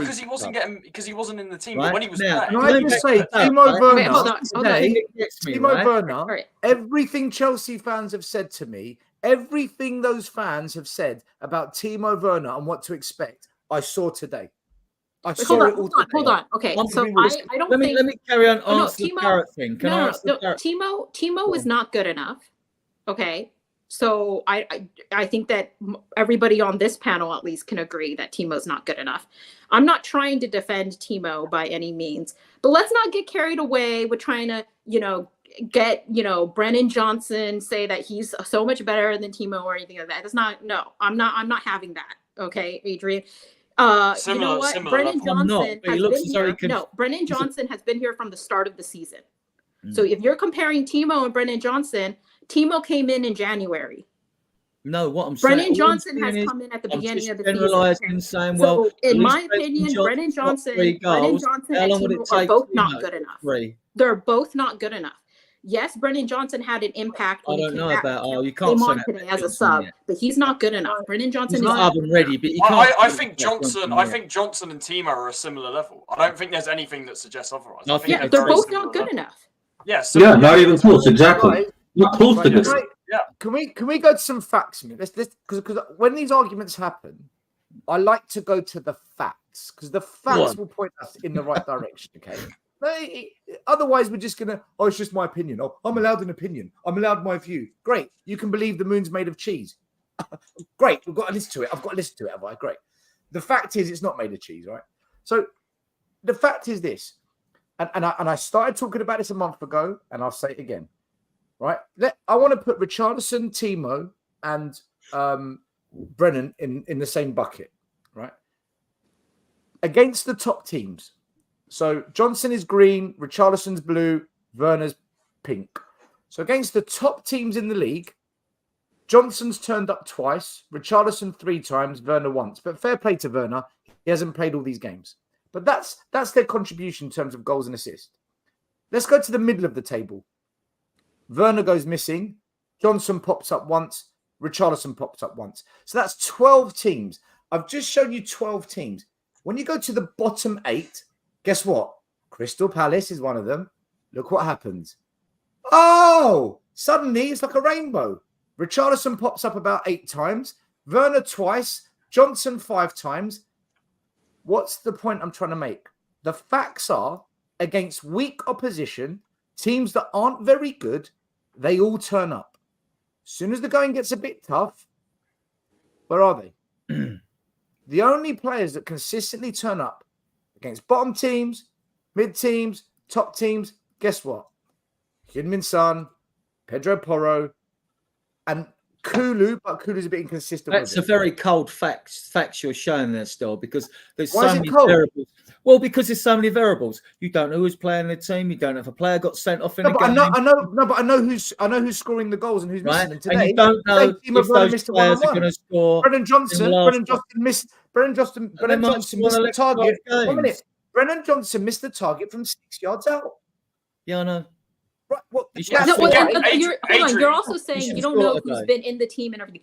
Brennan Johnson has been available, with the exception of like one game. He's been available for all those games. He's actually been one of the more fit players. He's been available for maybe like unavailable for I think like 1 or 2 games or something. You know, like when he was like kind of injured, he hit his head or whatever. So he is like, there's like 2 games, you know, and then there was like the game after the North London Derby when he had injured himself or something. So I think there's like 2 games that he was like actually unavailable for. Okay. But some of those other players have actually been out for extended periods of time, actually injured. Yeah, but he's not oven ready, whereas Werner's 28. That's not good enough. Werner's not. Johnson's 22. Yeah, but Werner, why isn't he oven ready? He's 22 years old. Yeah, how old do you have to be? Werner is good enough. I already said that Werner's not good enough. But you're comparing them and you're saying, oh, Brennan Johnson is, you know, he's better than Werner. He's not better than Werner because Werner has come in January. No, what I'm saying is Brennan Johnson. Listen, to me, Werner couldn't hit a cow's ass with a banjo, right? No, I mean, he couldn't.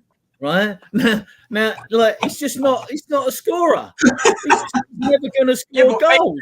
What is there to suggest that Johnson's a scorer? There's nothing to suggest that. He's not. He's not a goal scorer.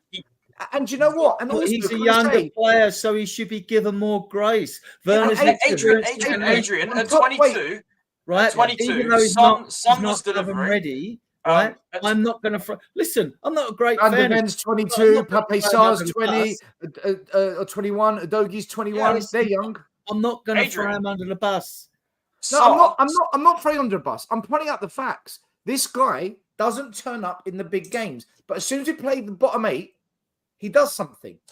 These are facts. If you're talking turning up, I thought, all right, he had 2 misses away to Arsenal, but I thought, to have your first debut game away in a big game like that, North London Derby, which is it was brave for Ange to throw him in. Hold on, I just thought, like, look, have you thrown him under the bus? Stephen Bergwijn scored a volley on his debut, no problem. Danny Rose on his debut. Danny Rose scored a goal in the North London Derby against Liverpool. Adrian. No, you said debut. Don't change. Wait, Adrian, you're changing the argument now to win it. Yeah. You said debut, and now you're going on to like. I have a question. I have one. So, did you Johnson? It's not like Johnson. We didn't sign him from a club that's not in the Premier League. Okay, so he had a season in the Premier League. Did you watch him for Forest at all last season? In one of the seasons he got, I think the season before the last one he come to us, I think he scored 10 league goals or 11 goals from. I don't know what it did in the other season. The only reason I took a bit of interest, and I know very little about the player, is because we were looking at him. Ange wanted him at Celtic. I know that for a fact, right? How do we know that? That could be speculation. We don't know what goes on inside. Well, that could easily be speculation. One of these more a sort of prestigious. Adrian, journalists say this all the time. They say, "Oh, Ange wanted this player." They said Conte wanted Longley last season. Like, do you believe that? We looked at Paratici. Looked at. We know because we were also looking at Morgan Gibbs White, wasn't we? So like we know that. We don't know that. It's not a fact. I don't understand why we're going on about he's better than so and so. It doesn't matter because first of all, they don't play the same position. They are both wingers, but they don't play the exact. It's not we're gonna have to pick one or the other. At this point, they're just all not good enough. So I just don't understand why we need to actually. Bernard doesn't. That's what I mean. But we don't need to validate. We don't need to validate Brennan Johnson being better than Werner when they're both not good enough. Guys, we missed what Adrian said. Adrian's saying Timo Werner's at an age where he doesn't have potential. He's not no stealing. There's no stealing on Werner. Stel, Cube's right because there's no point in comparing them because we know that both of them aren't to the level that we want. So, but Charlie, what Adrian's saying is one because of his age has got potential to improve, whereas the other's at an age where he is what he is. But it doesn't matter, does it? Because Werner's not going to be here. He doesn't have the potential to improve where we want him to be. It makes it. That's what I'm saying. He doesn't have the potential to be a. What about Gareth Bale? Right, when Gareth Bale for 23 games, we couldn't win a game. Oh no! Oh my God. We can't keep hearing about Gareth Bale. Every player now that isn't going to be Gareth Bale. Harry Kane had a bad loan player. Every player that goes out and has a bad loan is now going to turn into Harry Kane. Nope. Exactly. That's Scott. That's what I'm trying to say. We can't use the unicorns as what we expect our players to turn into. Can I ask you guys a question on this, right? We never say debate, guys. By the way, we never say. No, it's a good debate. Yeah. The reason I really truly believe the likes of Timo, Richie, Brennan, for me is a no, is because when other players have games that aren't as good, like Dogi's had some bad games, we never say rubbish. We just say he had a bad game. We know where this guy can potentially go. When someone like Pape Sarr has a bad game, we don't say, oh, he's rubbish. This guy, what a waste of money. We say he had a bad game today because we can see where he might go. But when Timo, Dietrich hates the world. When Timo, especially me, when Timo or Brennan have a bad game, the conversation's very different on Spurs community forums. Is that not indication that we can see where are we going with these two? With Udogie and Pape Sarr, we can see a pathway. But with these two, potential, we don't see it.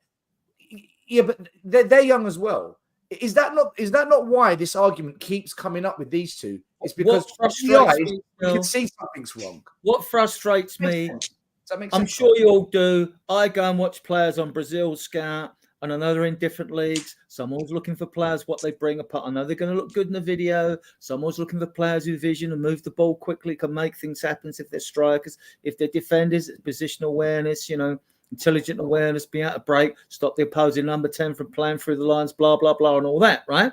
I can go and watch a young kid I did the other day called Skov Olsen for Bruges, the same place where that foul deal for the winger, right? Come on for the others, right? Now, he's a kid, right?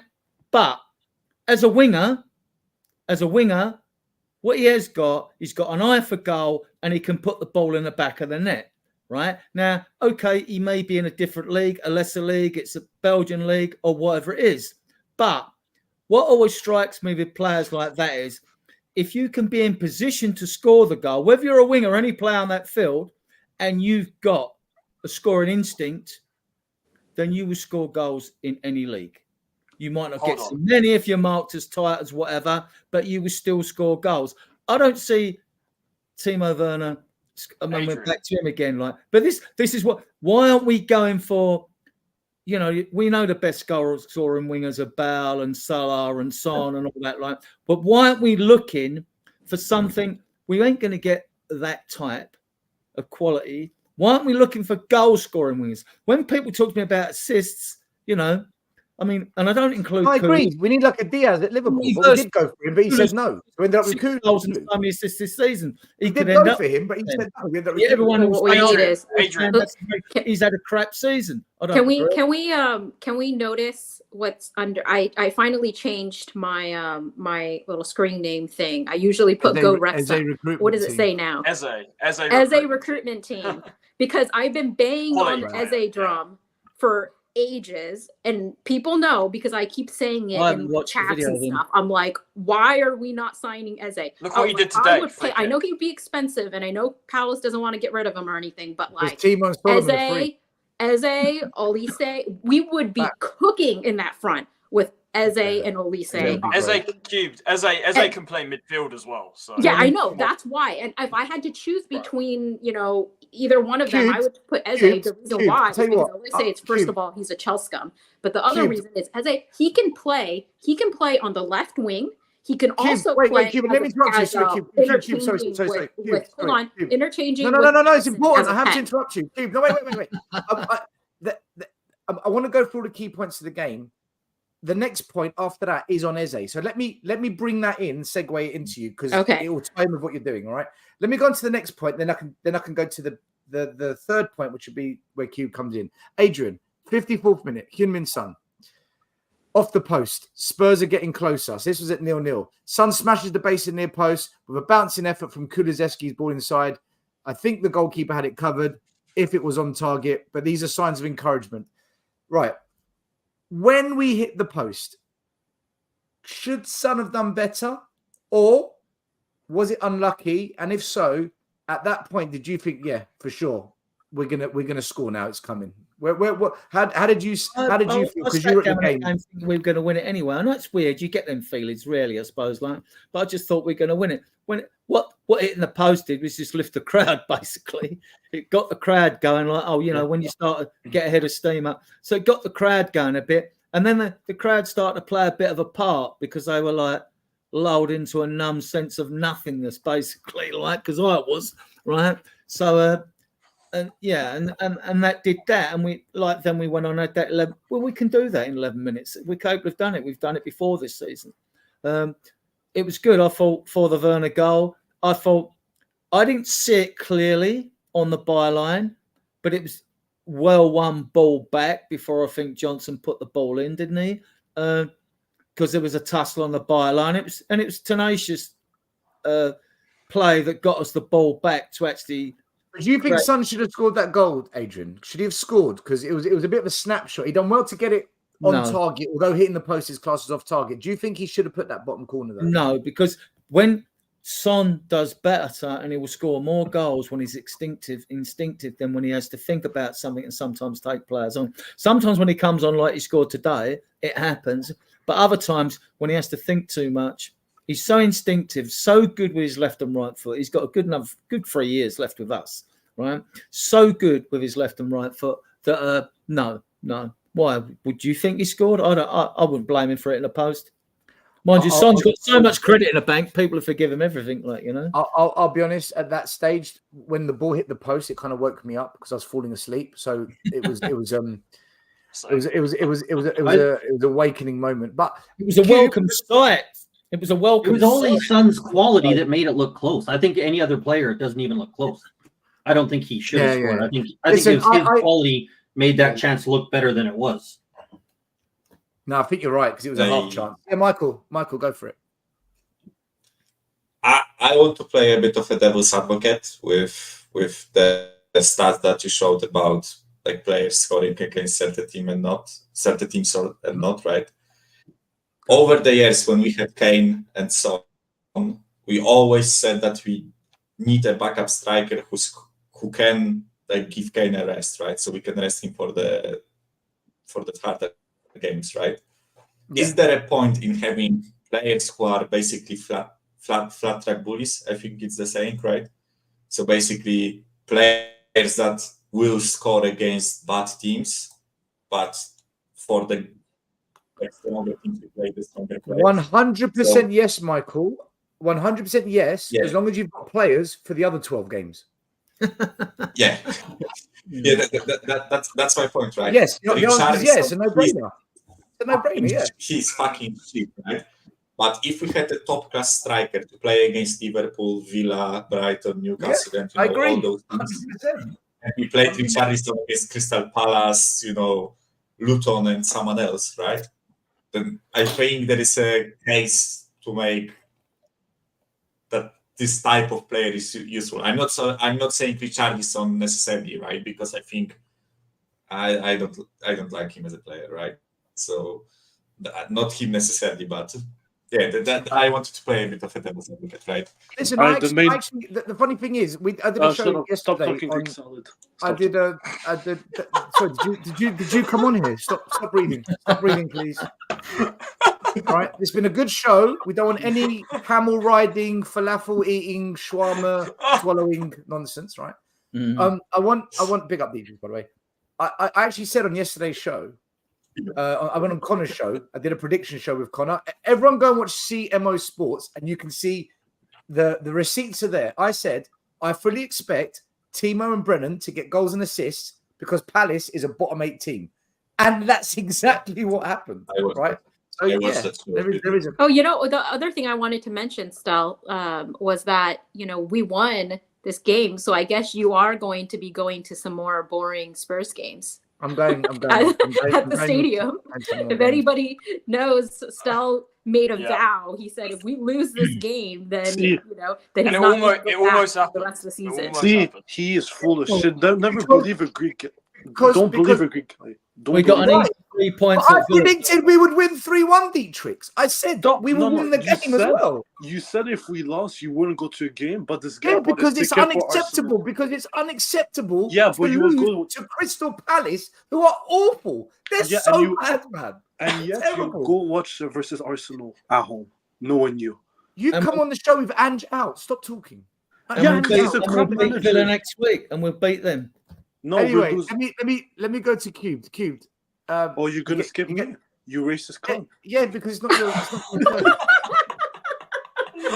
I am 100%. We can't see what colour you are to decide whether he's being a racist or not.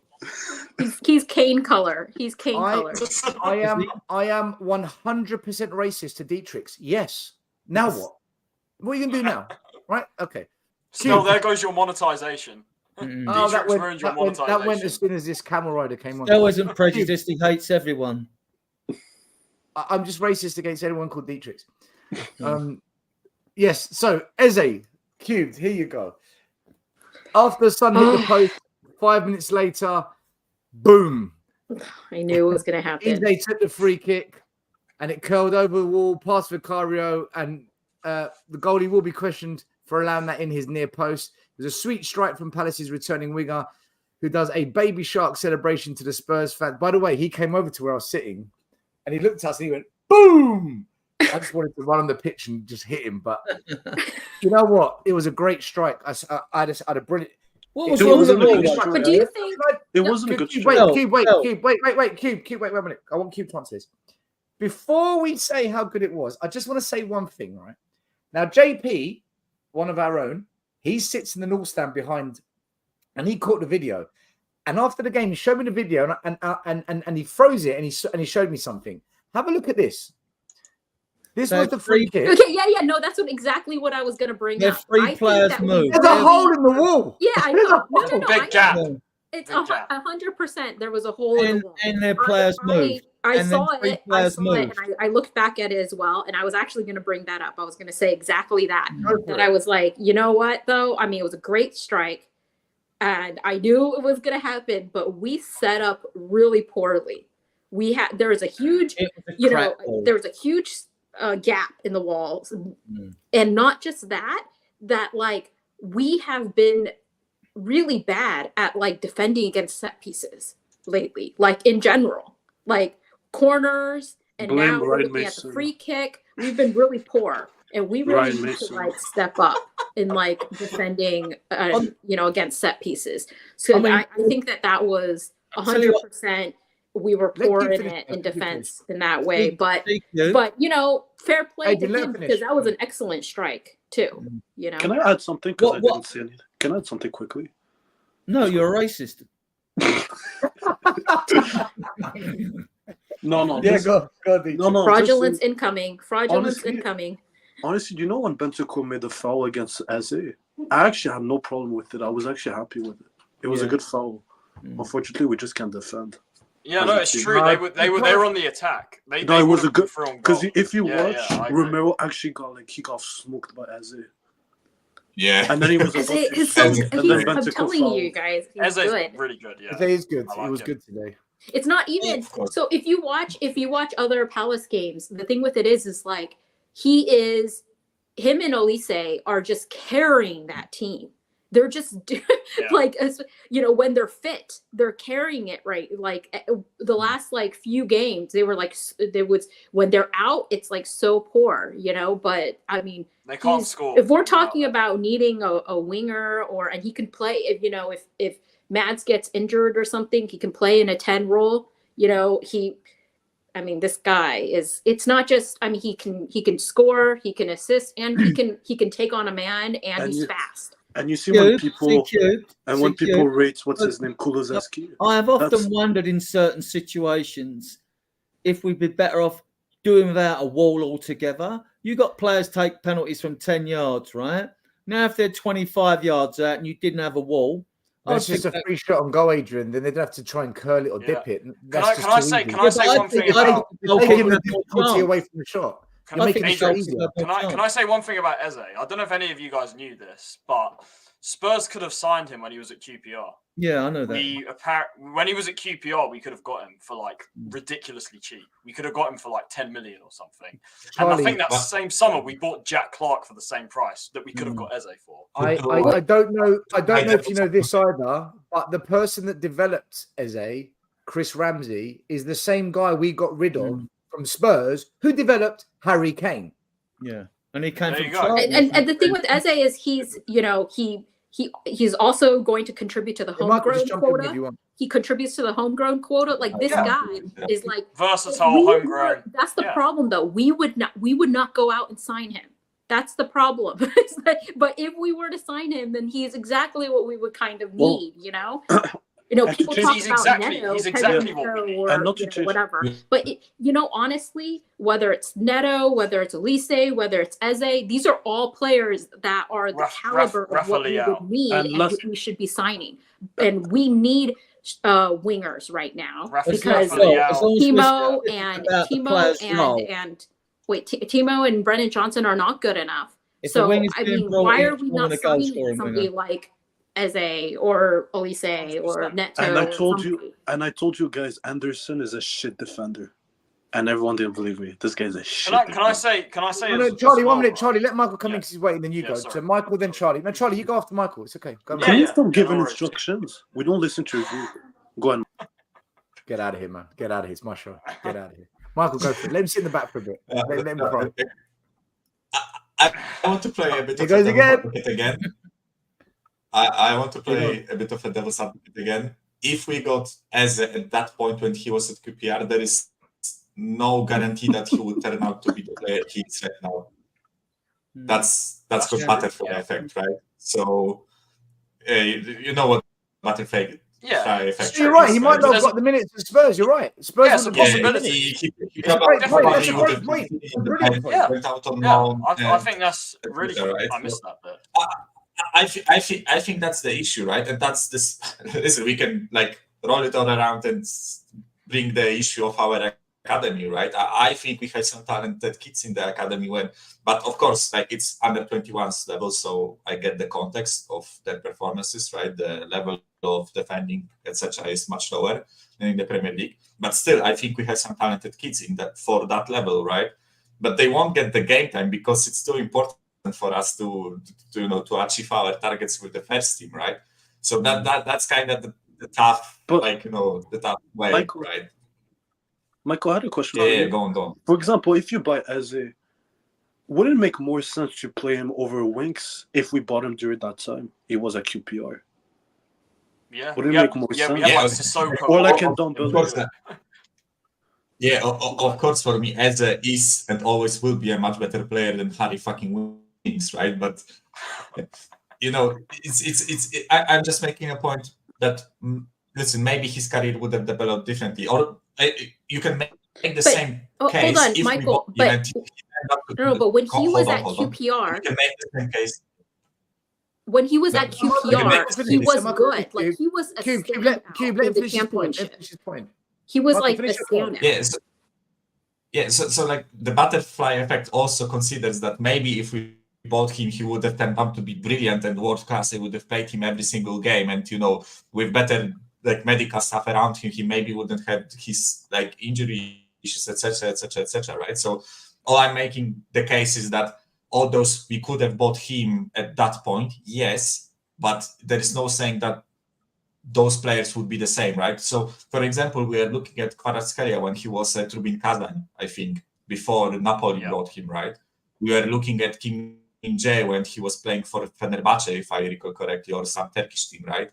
But there is no saying that if you bought them at that point, they would have had the game time and, the environment to develop into the players they are now, right? So it's kind of a tough case of being like a top 6 club that usually you kind of have to buy like expensive players that are already developed because you have higher expectations and higher targets than those clubs like QPR. And the reason why he went from QPR to Palace was because Palace are a mid to lower table team and they could afford to play him and see how he develops, right? Whereas especially at that point where we could have brought him, when was he at QPR when Crystal Palace bought him? Like 2021?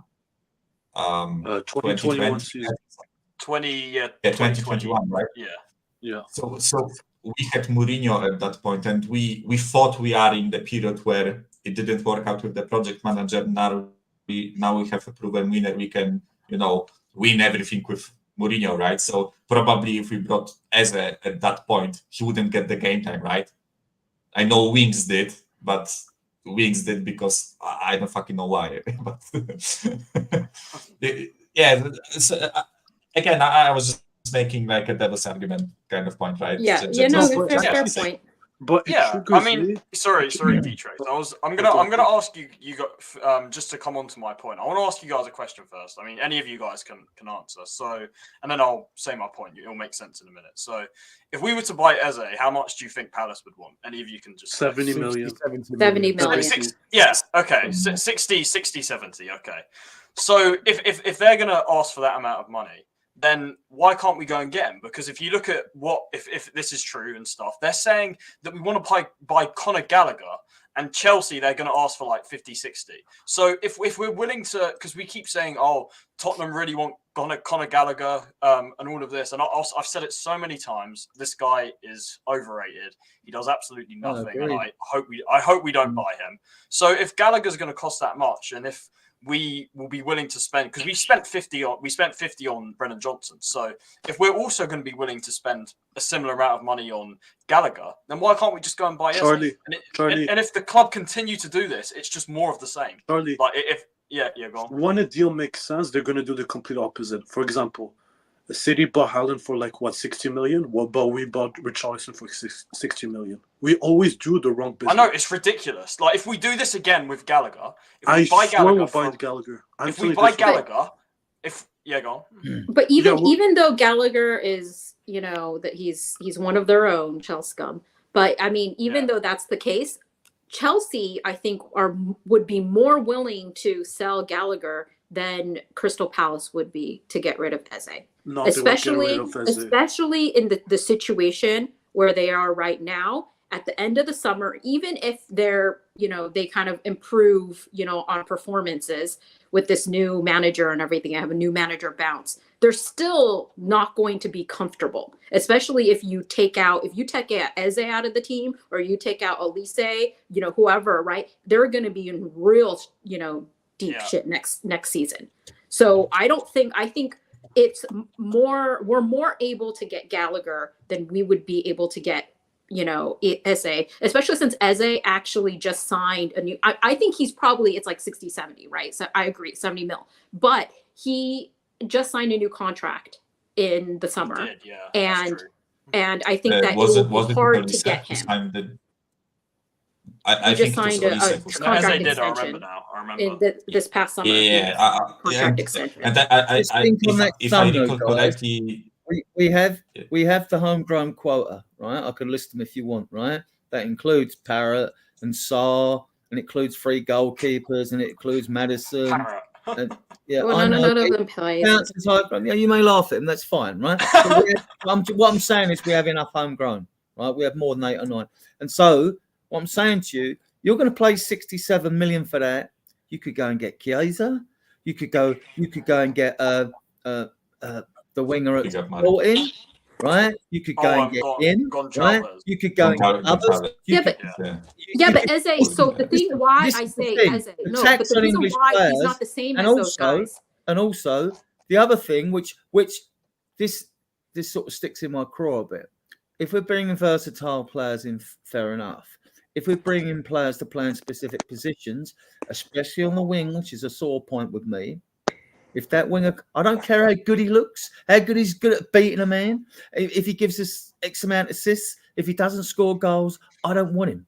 I don't want him. But hold we're on. never going to win a league ever. The reason why I'm banging on the Eze without drum, goal-scoring wingers, we're never going to win it. the Never win a league reason ever. why Forget it. the reason why I'm banging on the Eze drum is because not only can he score an assist, but he can play as a left winger and he can play as a 10. He's versatile. And so basically, if you buy a Conor Gallagher, you have a midfielder. If you buy an Eze, you have a winger and or a midfielder. And we already know that if we don't have Madison in the team, we're in deep shit, right? Where's our creativity? Oh, Lo Celso? We don't even know if we're going to potentially get rid of Lo Celso this summer or not. So I mean, we put Decky in that role, in that 10 role sometimes if Madison is out, but then we have a right wing that doesn't have anybody, and we have Brendan Johnson. If we don't sign Timo Werner, this summer, then we're lacking there. At least in an Eze situation, he can play multiple positions and at a very high level, at very high quality at those positions. Not just position is he good. Even if high quality in both of those positions. Yeah, it's good. Even if we sign Werner, we're player in multiple positions. Oh my gosh, it's English demizzy. Can I? It's a long time. Guys, before that, I have to shoot. Charlie, where have you been? Bye, Michael. See you, Michael. Thanks for coming on. Can I jump in? Take care, guys. I will be listening, but I'm a bit tired. It's like past midnight here, so yeah. So sorry to jump off, but yeah, it's been a pleasure. Do your thing, man. Do your thing. Big up, Michael. Good to speak to you. So, Charlie, what do you mean? Where have I been? Where have you been? I've been back for a while now. He's been back. Where have you been to see it? So, thoughts from Costa Rica on this game? Well, it's you almost got to get used to it. Where we're going to have to win the game in patches. The first 70 minutes, just not taking advantage of it's just when we're on the attack of our final third, it's just what I'm trying to find the word is not really effective for the most part, only when there are patches of the game where we have that momentum, and that's when we score goals in a flurry, as they say it. And so Timo 1-on-1 with the keeper, great save by John Stone. I got to give John Stone credit of that, but Timo has to do better. There. And so you see the good and the bad with Timo. You see the good and the bad with Johnson. And so it's almost like I'm not shocked how the game resulted it, and I expecting to see more of that going forward. It may get us enough to a Champions League spot, but it's not going to get us over the line in regards to any trophy aspirations. It's just not. You just have to have quality. You saw Eze, a week before you saw Neto. I mean, we need consistency. People going to twerk for Brendan Johnson because, yes, it was a good move for that goal for Timo Werner. He worked hard. I don't know what Anderson was doing there, but it's just we don't see that consistency, and it's just like I know I've been harsh on Johnson and Kulu and stuff like that. It's just I just don't think it's enough in regards to crossing the line of that ultimate goal, which is to get trophies. But my last thing, we got the 3 points. We know the big game next Monday against Villa. It's going to be huge. Monday. It's on Monday. It's going to be huge. Villa, I was hoping they'll drop points. They got a last minute winner from Digne, and so it's going to be a huge game. It's one of the games of the year because we're competing with Villa for that spot, and a big up to VDV, played great. Romero once again showing his ability, scoring the goal that gave us the lead. Sonny, of course, when he is in position, we can rest assured he's going to score, unlike Timo Werner. And then the midfield, Bentancur, I still feel he's trying to get his legs. I still think Bentancur, Basuma is still scared to go forward. I'm like, why are you passing the ball backwards? Why, go, Basuma. Come on, 10-game Basuma. Let's go. Madison, finally, you see he's back. The rust, is coming off. You see a little bit more bounce. But those are my thoughts. You know what Maury, it is on Johnson? Guys, 1 second. Dizzy, sorry, 1 second. We've been going through the key moments of the game. We did a T. Werner miss. We did the Son hitting the post, the Eze free kick goal. Take this one, and then I'll go to D. Mizzy for the next one. So, in the 65th minute, 1-0 down. What a miss, reports Sky Sports. Johnson misses the perfect opportunity to introduce himself from the bench. He skies from 8 yards. He doesn't have much time to adjust himself. Werner's low cross into his path, but the Welsh forward still has to hit the target with his first-time effort, which he smashes well over the bar. Maury, so before you jump on the show, we were briefly discussing how Brennan Johnson, give him time, he's young, where others were saying, no, this guy's 50 million. He keeps doing these moments of just, you're not good enough. Like, where are you at with it? Because at 1-0, that goal could have made the difference had we not have got the first goal that Werner scored. What did you make of it, Maury, when Brennan missed that chance? Do you think it was a hard chance? Should he have hit the target like Sky Sports said? Yeah, 100% correct analysis from Sky's commentary from Sky Sports. I felt the same way. I said this will come back to Hannes. I'm glad it did it, but this is what I was talking about. Like, people are like, well, he's young. No, he's 22. Yeah, I mean, you either have to finish or you don't finish. All right, I don't care if you're 19 or 20. You have to be able, in that spot, finish. All right, if you're wanting starting 11 minutes and you have to finish that. There's no excuses. This is a professional football team.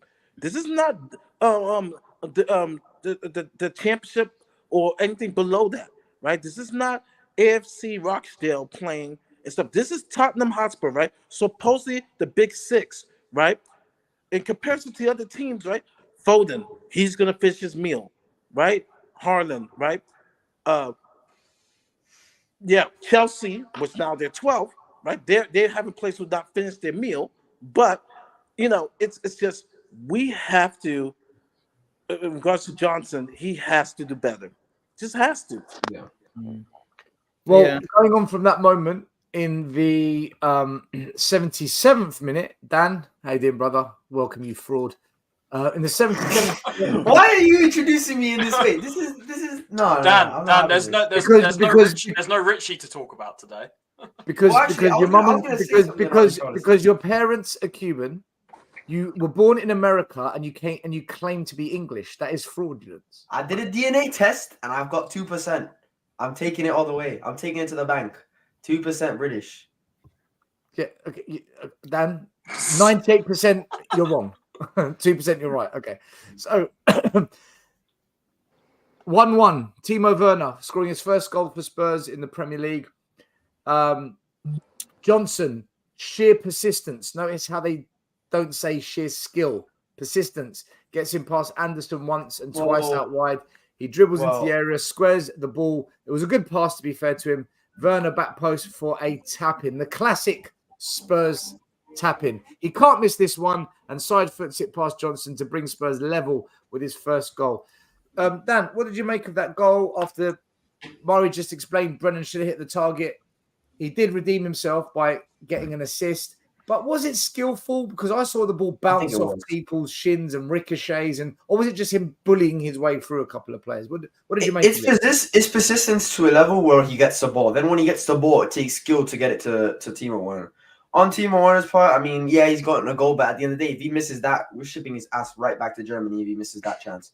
I'm not having it anymore if he misses that shot. I mean, the 1v1, fair enough. You made a mistake and terrible from him. But if he misses that shot, honestly, get your ass back in Germany. But no, I think that goal clearly is down to Brennan Johnson making up for the mistake, which I also think he should have scored. But I understand where it comes from. The level where they're saying persistence is where he gets the ball. Once he gets the ball, it takes skill to get it to Timo Werner, to dribble into the box and then find Timo Werner. But I'm just gonna say one thing. A lot of people on this panel, when I say that Richarlison brings energy onto the team and it helps the team, a lot of people try to banter me. But then when Brennan Johnson brings on that energy while he's persisting Anderson, and ever since that moment, our performances went up. It had to do with the energy that Brennan Johnson brought in, pressing energy, Anderson. Not quality, energy. Yeah, Dan. Mix of both. Mix of both. Dan, you're right. Dan, you're spot on against the bottom teams. No. Teams, Dan. Energy. I'm not saying that Brennan Johnson is some outstanding player, but I'm saying the energy is one of the biggest reasons why we ended up winning this game today. If that chance doesn't happen, that uplift of the team, we're not winning this game. We're not, because ever since that moment happened, our performance went from here to here. We don't score that, we don't win this game. Well, you talk about Richie and Brennan Johnson energy, but the problem is that they've been starting games. I mean, Brennan Johnson came on as a sub, and that's great. He was an impact sub today, but we can't have energy be our starters. And exactly. No, I understand that. I never said he should be a star. I think he should be an impact sub. But my point was not that he should be a starter, that Brennan Johnson's some world-class player. My point was that energy does affect football matches. And that energy that you bring onto the team. Wait, Dan, can you I'm genuinely curious. Can you break it down, like the energy thing that you're saying? Like, what does it mean? Like, what is it? Like, what are the components of it? The whole energy thing came from when I said Richarlison brings on the energy to the pitch when he's. But what is? I'm saying, break it down. When you're pressing the back line and you see a player sprinting after the ball and you see him sprinting after every fullback trying to win that ball, it makes you as a teammate want to also sprint at players. But Dan, with pressing, right? It's not just one player goes and runs at the opposition. Yes, wait. A press. Hold on. A press. Go back to press is an organized movement. A press. You see presses when they're completely what's the word, like they're disorganized presses. When you see an organized press, it's like Liverpool under Klopp, like prime Liverpool, and like even Tottenham under Poch. Like press is when they all go together, not just one or two players just doing it.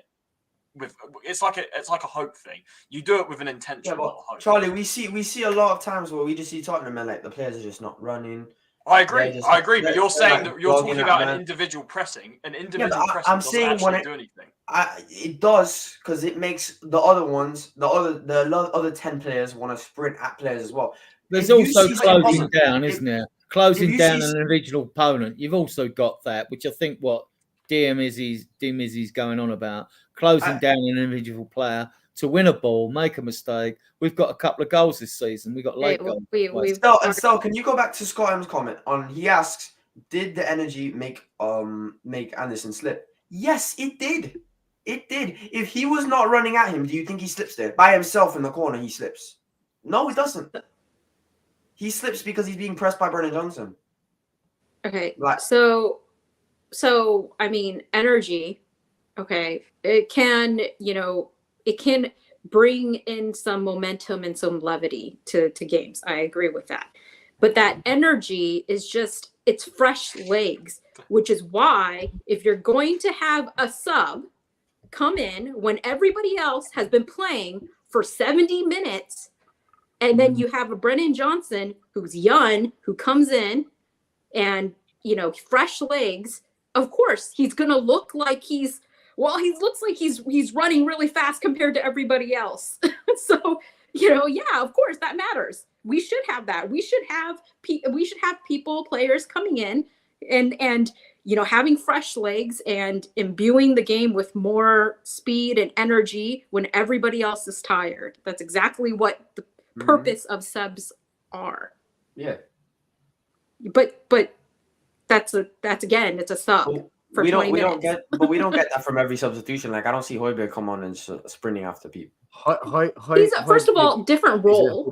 You can't compare that. I get he's a different role, but Second of the all, fact, first of all, as a different footballer, role. you could tell when somebody's just sprinting after a ball. Like, oh, I But- need to win this ball. I need to win this Dan, ball. can I ask you a question on this then? Okay, you say you don't see the same energy coming from other players. What players on the bench for the wide positions do we have to come on the pitch?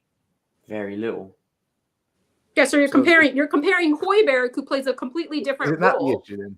and is a There's different only- player. This has nothing to do with my argument. I'm not saying You got to you compare guys. apples to apples. You gotta guys are compare what hearing. you are. You guys are Dan, hearing. we're You talking guys are hearing about forward players, not You guys are midfielders. hearing me saying. You guys are hearing me saying that energy has an impact in football matches, and you're hearing me, and at the same time, you're understanding that I'm saying Brennan Johnson is a world-class footballer and needs to start for Tottenham and needs to be here and he's going to win us the Champions League. I'm not saying nothing about Brennan Johnson individually. I'm just saying energy helps team win football matches. And yeah, he probably I'll had be more honest with energy you. because he came on. Dan, I'll be honest with Yeah. you. In the second half, from where I was watching the game, I thought one of the biggest differences was actually the ball in the first half when it was going to Timo Werner. He kept passing it backwards. And the one time he played it into the middle, he got his pass wrong and gave it away. And when he went through in on goal, he made a mess of it. In the second half, when Timo Werner got the ball, he actually attacked his man and he began to get some crosses into the box. I actually thought the energy went up from us getting the ball to Werner and him actually trying to do his job properly. I thought that's what raised the energy, if we're going to talk about energy. And I don't like Timo Werner one bit, but in the second half, he was definitely much better than what he was in the first half. And I think that maybe raised the levels a bit more than Brennan coming on. I think personally, it wasn't him coming on. I think it was the goal. The goal from the goal, I saw a different level. I don't know. Maybe you think differently when Timo Werner started crossing the ball. Maybe that's what helped. Of course. Because when you score a goal, you're now thinking, right, we got 13 minutes. Let's go get the winner. Absolutely, 100%. Yeah, but that's where I think the uplift in our performance came from. It was the goal, but. No, from the question you asked me, my thoughts on the goal that Timo Werner scored, I think that goal is mainly Brennan Johnson and Timo Werner just being in the right position, right time, tap it in. Charlie. And also, let me add something, right? What I've noticed as well, when we're playing against a low block, right, with our wingers going forward, Werner, right? How many times as Kulu, because we're so slow moving the ball, like in that first half still, like you were saying about we were slow and passive, right? How many times did you see in the first half that whenever Kula received the ball or Werner, they had their back to goal instead of running onto it? In the second half, it was different. Did you notice that or not? And it makes a difference when a winger's got a ball and he receives it in his stride and he's running on, that's fine. One, you stop two opposing defenders closing you down. But Werner in the first half, down on the left, and Kulu, every time the ball did eventually come to him, they had two defenders on them. So where I was sitting, second half, Werner was getting the ball with the opportunity to run past players. A couple of times he did have two on him. He still did it. Fair play to him. I disagree a bit because in the first half where I was sitting, I was right at the front by the pitch. Timo Werner was playing in front of me. And when the ball did come to him, there was twice. Do you know, just so you guys can understand, right? Yeah. It's funny you brought this up. I'm glad you brought this up. Overload. What I did was I actually made notes of Timo because he was playing right in front of me, yeah? The amount of times I wrote played the ball, but offside was unbelievable. Offside. Yeah, he needs to work on that. He needs to work on that. I don't know if you guys know. So he stayed onside in the second half. And the other thing I kept writing was receive the ball, chance to take on the man, but delays. And then he ends up going backwards. I just think Timo Werner, he had the exact same opportunities in the first half, Adrian. I just think he played better in the second half. Don't rate him. Don't get me wrong. I don't rate him. He's got no. But I think he played better in the second half. I think that's what he was definitely better in the second half. He stayed on side. He stayed on side, and he actually tried to take on the man and cross the ball. In the first half, those same type of opportunities came. He just he's either offside or just didn't want to take on the man. Yeah. Look, I mean, here, okay. After we went off on Timo and Brennan Johnson, I will say this. At least they impacted the game positively today, which hasn't always been the case. They do it for all the bottom teams, Cubed. They do it for all the bottom teams. This is what they do. This is what they do. This is their bread and butter. And we need to get the points. It is what it is. That's who we have right now, and we do need to get the points. So at least they got the points. At least they got you have to beat what's in front of you. Clip this, mark it down, timestamp it. When we go away to Aston Villa, Brennan and We're Timo smashing them. We're smashing them. shit. Timo and Brennan ain't doing jack shit in that game. Mark it. All right. I can't wait. I can't wait for a Brennan Johnson goal. I can't wait for a Brennan Johnson goal. And I'm going to come on this. You better show your face. Listen, Dan, if he scores a 2-yard tap in, I don't even want to hear it. No. No. You can score that. I can score that. I want to look that cross today to Timo. That's what I'm talking about. Do that against Villa, and then we'll talk. Gets a single against Villa. Just a question for you guys. Quick one. On this panel, okay. I'll be going. I'll fly to London and I'll be looking around, looking. Where is Stelios? Where is Stelios? If he gets a single GA against Villa, fly to London and take me out for dinner when you're wrong. Right. I ain't cheap. I don't eat cheap. Dan, you have to take him to a five star. Have any of you got an idea of what our away record is like at Villa? I do. Just asking a question. Do you think it's good, bad? I can't stand that. It's not bad. We're quite good. We're quite good away at Villa. I remember when Sonny scored that last-minute goal against Villa first year. Right. Okay. Let me just put you in a picture. In the last 10 games away at Villa, Spurs have won 9. Yeah, I believe that. Well, what we need to do, guys, is we need to figure out who is going to tie Matty Cash's hands and feet together. Oh, I don't want to send you off. We don't know. It's one of those. In the dressing room, so you can't come out. Do you remember? Hold on, Dan, one second. Get ready to rumble. Hold on. Do you remember when we played Villa at home? There's that picture of Romero when Bentancur was going off. He's from the bench. He's like staring at Cash, and then and then I'm just like, wait. When we play them at Villa Park, he's coming. We need to have some covert buffering. By the way, take Matty Cash and just hide him for our games. We're winning 3-0. If we're winning 3-0 and Romero doesn't even have a yellow card in his name, do we give him a pass if he does a terrible tackle on Matty Cash? No, he doesn't get a pass. We've got the rest of the season to play. We still have 11 games to play. I would be so happy. Listen. Wait, can I just say something before I forget? Talking about Romero giving that look today, right, during the game, the Celso started warming up in front of me, right? He turns, he looks at me, filming him. Look what Lo Celso does. Just check it out. Watch. See if you can spot it. I've seen you.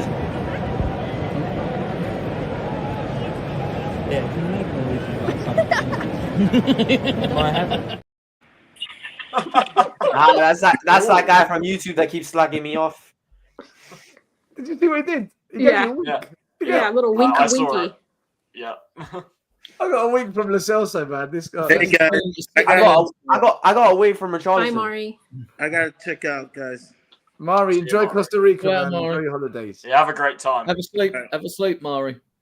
Thank you. Still, I got away from Richarlison. That's not competable. Getting away from R9. He's not on. Charlie, right. In the 80th minute, You mean we've just scored. It's to 1-1. 3 minutes later, boom! It's another late Spurs turnaround. You expect nothing less by now. The free kick is well worked, but put out for a Spurs throw, which is taken quickly. And then Maddison flicks the ball into the Ward towards the back post. A wonderful touch from Romero to climb above Ward and nods it past Johnson. Romero, this man here, right? This man here gets constant praise. He was man of the match. We can't play without him. The system doesn't work. But on a serious note, Charlie, Romero, because the media and rival fans have just had it in for him, he's rough, he's a thug, he's out of control. Since I think the last 2-3 months, he's been calm, he's been composed, he hasn't really got a booking. I think his performances have been good. He pops up with the goals once in a while. Again, was this another good performance from Romero? I know he got skinned once, but that goal, listen, isn't this Romero all over, Charlie?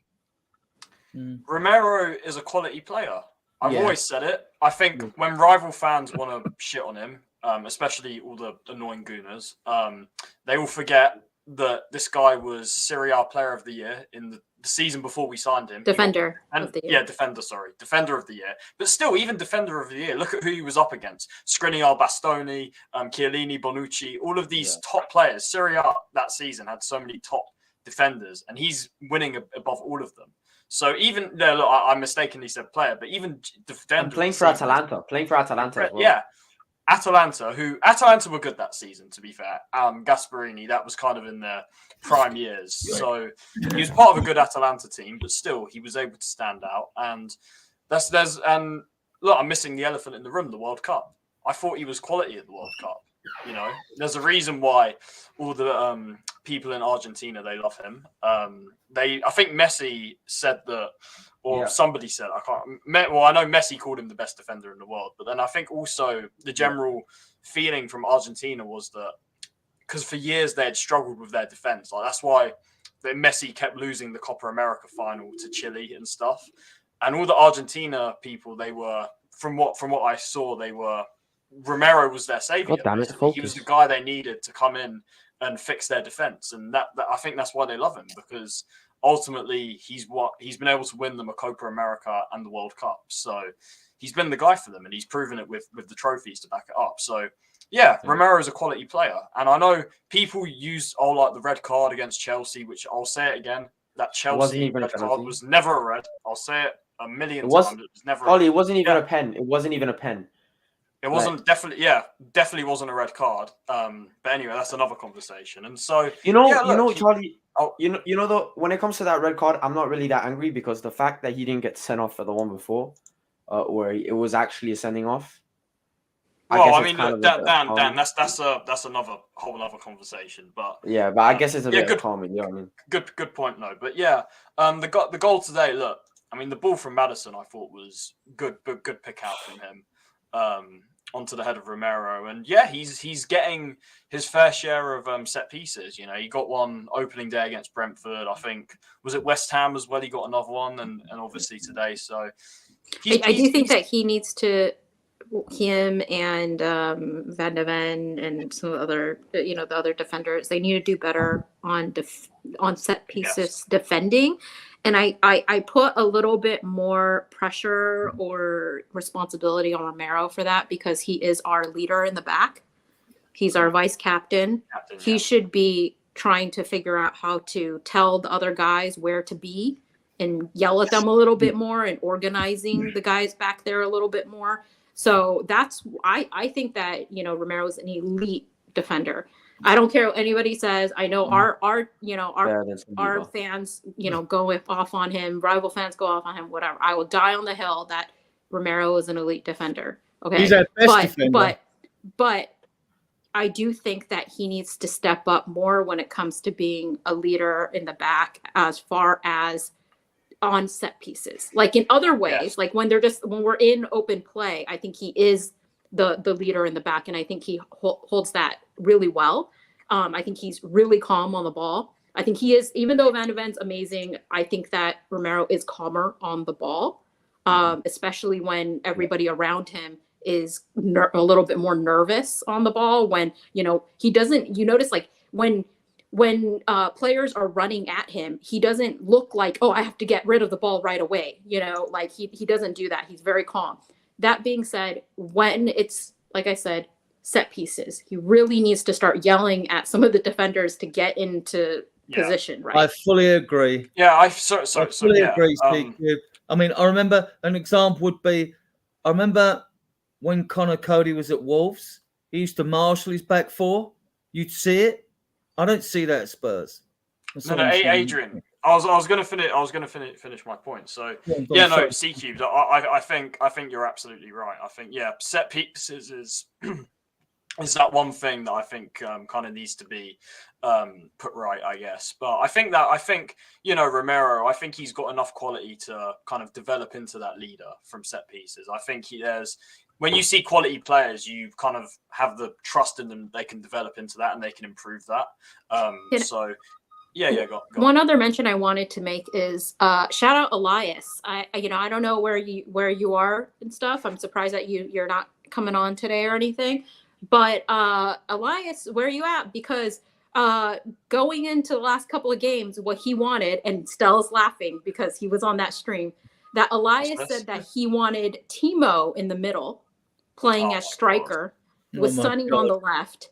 After we just watched Timo completely miss basically an open goal. Yeah, and so he wanted to put Timo in the center and bench Richie and put Sonny on the left. And then he wanted to bench Romero and put Dragusin in because he said that Romero was not good enough in the air and that we had no threat in the air and that he wanted to have our starters for the next game or whatever. This is a few games ago, but the next game he wanted our starters to be a center back pairing of Van de Ven and Dragusin. So this is coming from someone that rates Eric Dyer. Romero, the thing is, Elias Cube. This is the same guy that will probably want Eric Dyer back. He wants Eric. Romero kissed the bags today as well when he scored. No, but the thing is with Dragusin though, I said at the start of the stream, I would rather have seen him at right back than Chicken Royale because no, hold on, Dragusin. We haven't seen him at right back. Yes, I have. I've seen him at Genoa. I watched Serie A. I see him at Genoa at right back, and he can do a job there. Obviously, centre back is his natural position, but I think I don't think he should. Yeah, I don't think Dragusin should be in the team ahead of Romero or Van de Ven. But what I will say is I'd rather see him at right back than Chicken Royale. That's for sure. I don't think Royale was too bad today, though. Honestly, guys, on this, I want to ask you about number 6, right? Because what your definition of a number 6 or your perception is of a number 6. Because if we play with if Ange likes to play with 2 8s and a 10, or whether they're joint 8 6s or 8 6s, you get all these like amalgamations nowadays of people's perception of what a midfielder is, instead of just being a central midfielder, defensive midfielder, and attacking midfielder. We've got all these number 8s and all this. I mean, I don't see a problem. I've always thought that Romero could actually play as a 6, as the defensive deep line midfielder. I know he gets forward, he can get the odd goal, he's good on the ball. And then when you've got as an enforcer like a Rodrigo, right? You're an opposing player and you've got to you're facing Romero. I think some of them are going to pass the ball before they want to confront him, which I think is good if he intimidates them. I think he would be. I mean, in Italy, when he played in a back 3, he used to step into midfield. Yeah. Anyway, so he's used to it. You've watched Italian football, so you'll know, Charlie, right? So, that part's true. He's good. He's a good all-round footballer, and he's a dog of war. I mean, he would be ideal. Now, others expect, okay, you have a Basuma there because what he's got is a bit quicker. He can slip and turn fast and lose a defender. Yeah, but you don't always have to do that because if you're good and you've got speed of fault, you can lay the ball off. You don't have to slip the defender and keep the ball and look good. You can lay the ball off. So, Adrian, do you know there was a player at Spurs? I forgot his name. We signed him. I think he was South American. We signed him, young lad. It didn't really work out for him at centre back, and then he went to Villarreal and he became a holding mid there. Is that Foyth? Juan Foyth. Foyth, yeah. Quality football. I mean, technically very good. He got sent off, didn't he, away at Bournemouth or something like that, didn't he? And he gave away a couple of penalties in 2 games, and his career went crash. But you could see that Villarreal. He won Villarreal, especially in the his career Europa League winning season, he was good that season. Yeah, but Foyth, what Foyth didn't have, which Romero's got, he hasn't got. Romero's better. Adrian, I'm backing up your point. A player that wasn't as good as Romero, he converted into that role and did quite well under the right manager. So if we've got a better player, there is an argument potentially for that. There is an argument for it. I think Romero's a world-class defender anyway, right? That's a big shout. And I think he could be a world-class defensive midfielder. I could think he could do that Rodri. He could do that Rodri job. Rodri doesn't get as far forward up the pitch as Romero does. Even before when City had Fernandinho, he didn't either. We take a lot of players and we try and change their positions. I think we should just buy a 6 instead of trying to convert Romero into a 6. We didn't have Van der Ven or Dragusin then, and when we only had Van der Ven, people said, "Oh no, you couldn't play. You couldn't play him there because we got no cover. We only got Davis or Dyer." We should buy Manu Kone. That's the midfielder. Yes, I think. Wait. Are we saying this team was not good enough? Are we saying Miners would be? Still, did you say he's out for the season? The 2 central. No, I said he's absolutely Atlanta. Edison and Koo Miners. Exactly. I wouldn't mind either of them. At Spurs. Kone for me is the guy. Can I ask a question? Going back to the game, go on. But I want to finish the last point as well of the match. Go for it. Oh, okay. I might have to go in a bit. I just have a question about the game. Like, I might have missed it, but did Romero get a yellow card for over celebrating or something? I think I overheard that, but I didn't see it in the game. I don't remember. Okay.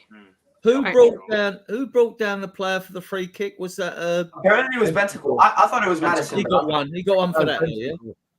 He got booked, yeah.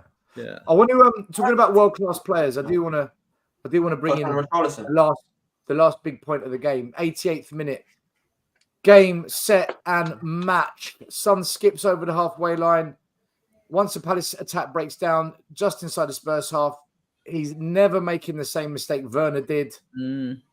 And strokes in his first goal of 2024. Bear in mind, he has been away. His 9th against Palace. He's got 2 assists. Still the victory. His 9th goal against Palace. Guys, it was an excellent run. Kept control of the ball. As soon as the goalie made his move, he's put it in the exact place you want him to put it. It was a clinical finish, yet again, from arguably, guys, well, it's not an argument, the best player at the club, Heung-min Son. Well, Richarlison. Right, Dan, you said you need to go, yeah? All right, cheers, mate. So, but honestly, guys, is there another player, realistically, in the midfield or in the attacking three, in the squad of the level of Heung-min Son? Maybe there's an argument for Maddison, but someone who performs. And by the way, I want to be balanced here.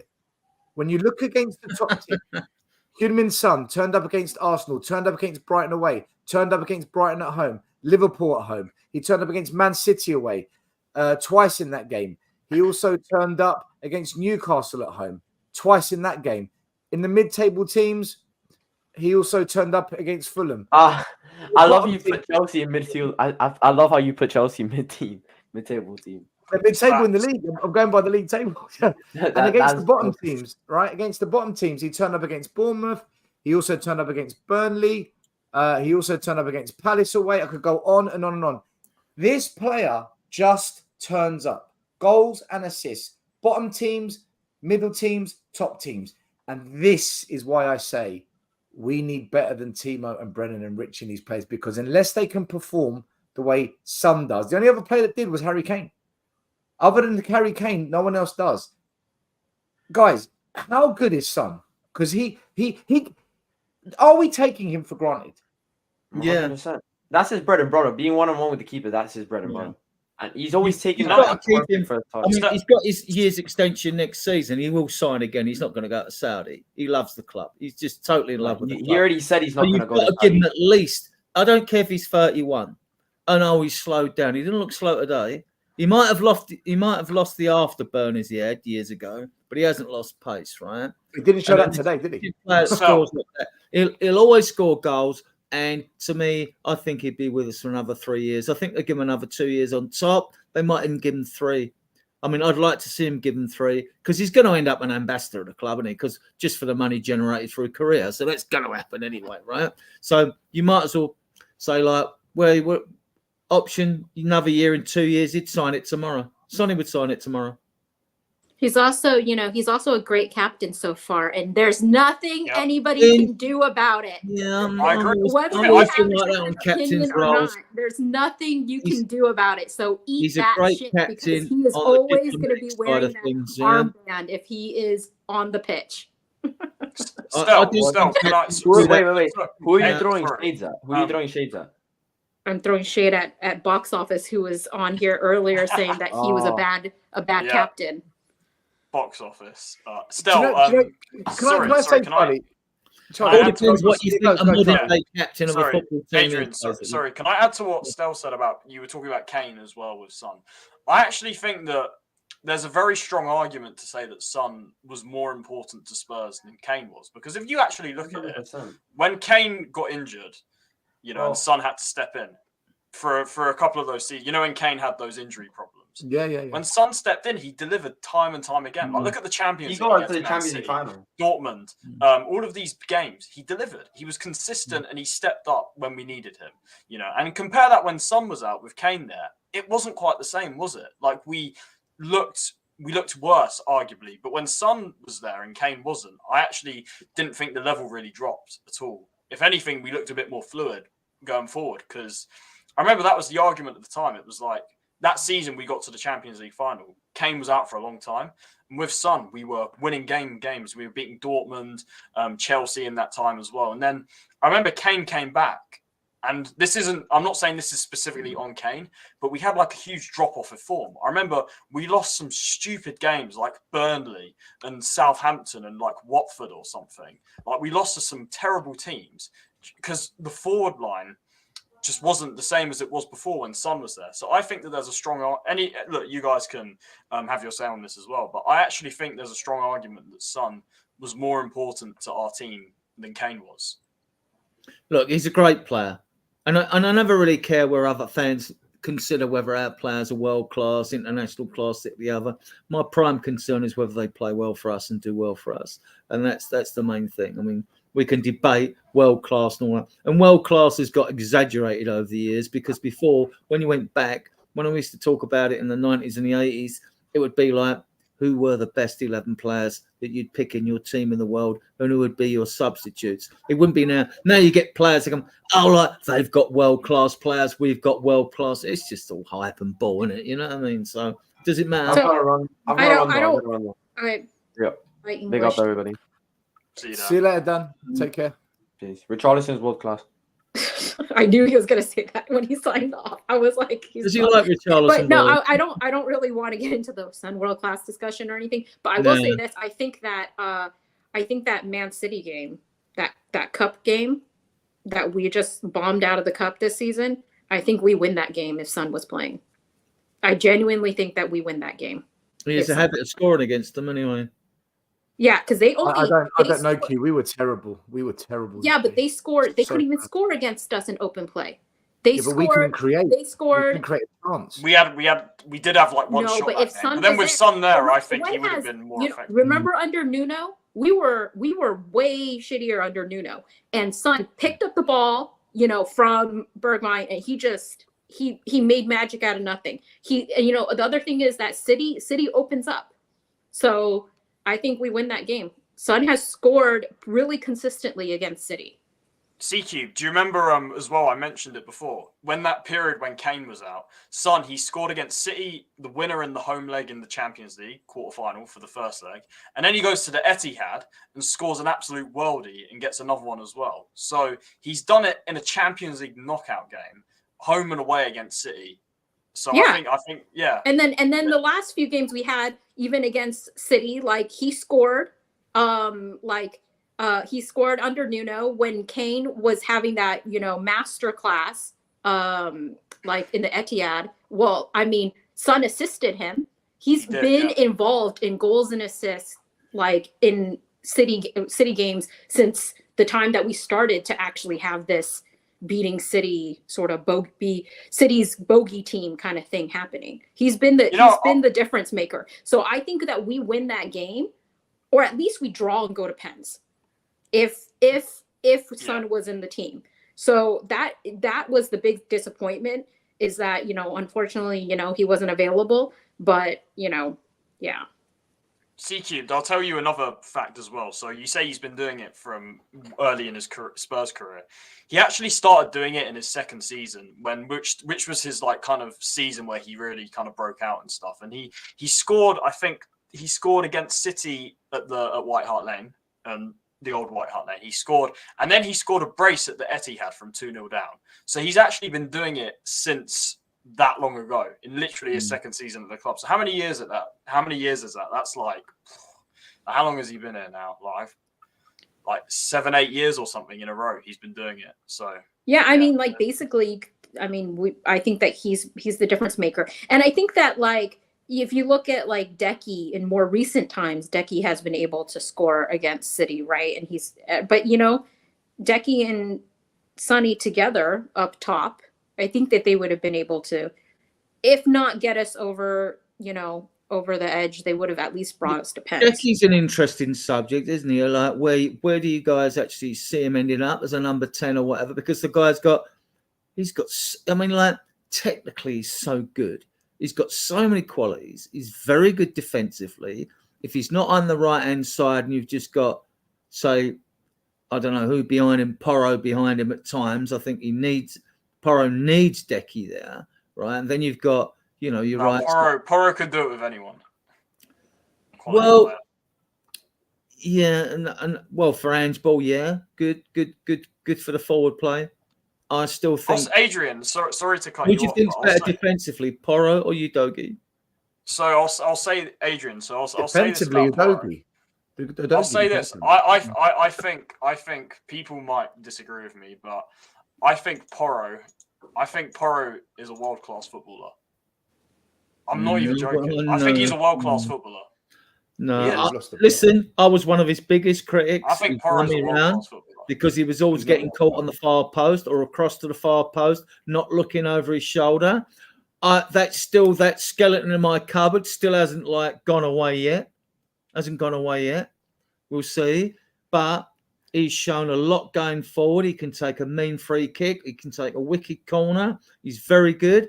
I actually see him more as an attacking midfielder, right-sided midfielder, than I do as what this new position of inverted fullback that's been created, this new descriptive narrative for a player. I mean, I think Porro could play in midfield on the right-hand side, same as I think Romero could play anywhere. He can play up front. Look, Charlie, I know. No, I don't see him as a winger. No, I know that you love Porro, but Porro is not world class. He is not world class. No, he's not there yet. Okay, I'm not saying that he can never ever be, but you know what? He is not world class. He is. I think he's maybe almost getting on level with Romero. Like, he has the potential skill wise to get up there with Romero, but he's not world class. But Charlie, to back you, the stats show maybe I'm just saying that Adrian and him have been two of the best fullbacks. I was saying world class because I don't know. I've been defending him since he got here. When people were shitting on him, did you just say I'm saying world class because I don't know? No. I said I'm saying maybe the reason I put world class is because I was there for him. I know you're defending him, and I've defended last season. Charlie, I just think you really like him as a player. Romero, I defended Sonny. That's fine. Those three players, Son, Romero, and Porro, have gotten so much flack over the past, not just this season, but last season, especially last season, got so much flack, and I've defended them, and I believe that they are top footballers. at different levels, because I think that it really goes Son, Romero, and then Porro out of the three of them as far as how they are performance wise. But not for me. I'm defending too, but I'm not going to go and say I'll give Porro you is two of world those. class. That's Okay. too far. I go. Look, My hold it, three Adrian. favourite Look, players are Son, Romero, and I'll Vicario. admit that I admit I jumped the gun. I just think he's a quality player. But There's nothing wrong with liking him, Charlie. But me, I think he's a quality player. Me, it's Son, Romero, and Vicario for me. Quality. My three, So I think Udogie is. I think he's better, a little bit better defensively than Porro, although I don't think that Porro gets enough credit for when he is doing the defensive work. I'll stick my neck out. When he is doing defensive work. In the world. But I really do. I think he's got it all. Hold on. Let me say, Udogie, he actually, I think he is better, a little better defensively. I think Porro does not get enough credit when he does defensive work, but I think that Udogie is better defensively. That being said, I think Porro is better than Udogie right now going forward. Yeah, guys, listen, we are going to wrap it up because I do have work in the morning and it's coming up to 12:30. I want to say a big thank you to everyone that came on the show tonight, especially the Thanks. Great debate, guys. Great debate. The soldiers at the end, Charlie, Cubed, and Adrian. Big up to everyone who's watching the show in the chat. Thank you so much. Like, subscribe, follow the channel and all the channels that the guests run tonight. Before we go, big up to the chat. Before we go, are you gonna show our players trying to recruit Eze? Because I would like to see that. I love show that. I'll tell you what I saw that video. I'll tell you what I will show you. Before the game started, we had a tifo, and was that the flag? It got carried across the North London flag, was it? Yeah. Yeah, no, I got a video. I took a video.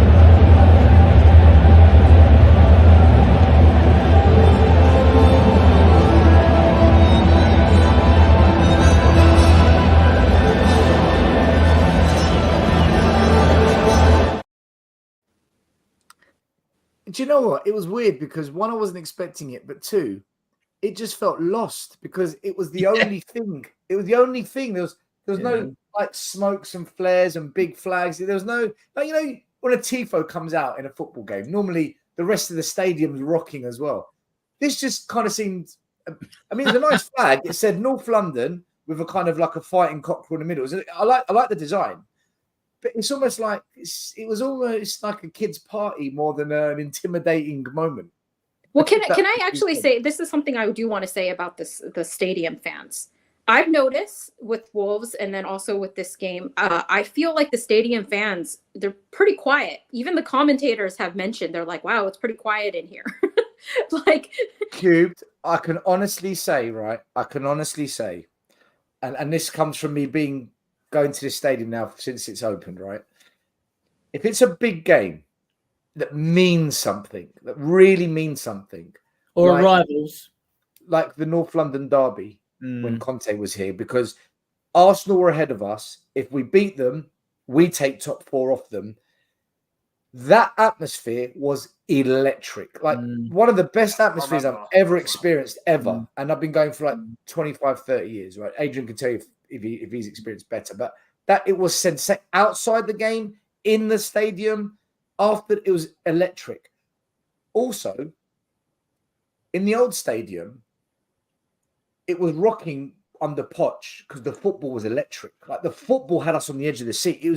We feared nobody. City, United, whoever came to our ground, Real Madrid, whoever, we feared nobody. And that made the atmosphere amazing. Since we've had kind of a bit of Conte, a bit of Mourinho, a bit of the second half of the season of Ange Ball, where the football's a bit... and also, we're not playing for a trophy. Like top 4, I think fans are bored of top 4 now. I don't think there's anything there to excite the fans for the good atmosphere. Adrian, I don't know, Charlie, let you two go. I don't know what you thought. I just feel that we need something to it. We need something to fight for to want to be excited. I was going to ask this earlier, but I couldn't find a place to fit it in, actually. It was because, like, I've been asking in the past, but Chris Cahill and others and other podcasts, like, what do you want, top 4 or a trophy? And I would never ask. I've never answered that question simply because I want both. I want it all. Right now, now we're all eager for top four. I want it as much as everyone wants it, but would it actually be a disaster if we don't get it and we get Europa League, which we've got more chance of winning? I mean, are we like stressing ourselves out too much on actual top four? If we finish, I've been waiting for 20 would that minutes. actually be a disaster? We're still in Europe. It'd be cheaper to go to the stadium to watch the games, right? Would it be? What do you guys think? I mean, it's nice to have the big guns come here, right? But are they so big these days anyway? You know, what do you think? No, Adrian, I'm happy for everyone to just have an opinion, but I don't want to create discussion because I have to end the stream. And this is what happened last week. Sorry. And then 3 hours later, we're sitting here talking about Well, I left hours earlier before that. our favourite chocolate. But listen, what I'll do, I'll go around. Everyone can have their final say, and you can talk about the atmosphere as part of it. All right, Charlie, have your final say, and you can talk about the atmosphere as part. Oh, you always start with the white person. Yeah, no, look, I mean, like we've discussed already, good result, I guess, today. And yeah, look, with the atmosphere, I wasn't at the game today because I was busy before and after, so I didn't have time to go. But I watched it on the TV. Like, I missed the first 10 minutes because I was doing some other stuff. But when I started watching, so I didn't really see any of the pre-match kind of atmosphere. But during the game, I'll be honest, it was really flat today. Like, still, you can tell me, like, I didn't hear much at all. Even when we scored, like, the equalizer, and even the goals that put us up, there wasn't a lot, to be honest. Like, it felt, I'll be honest, whenever I watch Man City games, I think the Etihad is dead with atmosphere. I think that is like the worst, you know, it's like quiet the whole time. So it kind of reminded me a bit of the Etihad today. Not as good as I've seen it. Even this season, I've seen the atmosphere, even for small, even you say against big teams, but even against, like, you know, I was there against Sheffield. I was there against who else was there? Like Bournemouth, even some of these other games, like Brighton. The atmosphere was much better than today, and we didn't even play well. Like against Brighton, we didn't even play well, and I thought the atmosphere was better then. So, yeah, look, I don't know. I mean, maybe it's the fact that we're just out of every competition, and fans are kind of bored of top four. Because, well, we've been in a bad run the last few games. Maybe that's what it is. But yeah, I mean, look, we'll see what happens. I mean, I'm kind of the same because when we went out the FA Cup, I was so deflated because we're not going to win anything again this season, and it's like, I don't know, I don't get that same nervousness and excitement as I was before while we were still in the competition. So it's kind of difficult at the moment, but we'll see what happens in the weeks ahead. But yeah, no, look, just to wrap it up. Great show, great panel, and great chat as well. So yeah, big up to all you guys, and yeah, thanks for having me on still. Always welcome, to you, Charlie. Yeah, the atmosphere. Well, you're not going to get the atmosphere the same for every game. There are bigger games which fans are naturally up for, even when they go to the grounds and the pubs around the ground and all that, and they're getting wound up and more excited because it's like a rival, especially if it's a London derby against them down the road, the Wanderers, you know, and things like that. But like the club have tried to improve the atmosphere in the stadium with the trumpeter at the beginning, which that does work. The drummer, I think they're anti-drummer because they don't like us singing yids, but they're unlucky there because the whole stadium sings yids, right? So that's not going to happen. So, but then also, come on, as fans, we're entitled to expect that once we've started off shouting ourselves hoarse and you're not really giving us anything to get excited about, don't expect fans to like keep roaring their heads off because it's hard. It's hard to do it when you've got nothing good to shout about. So like you're not going to get that, right?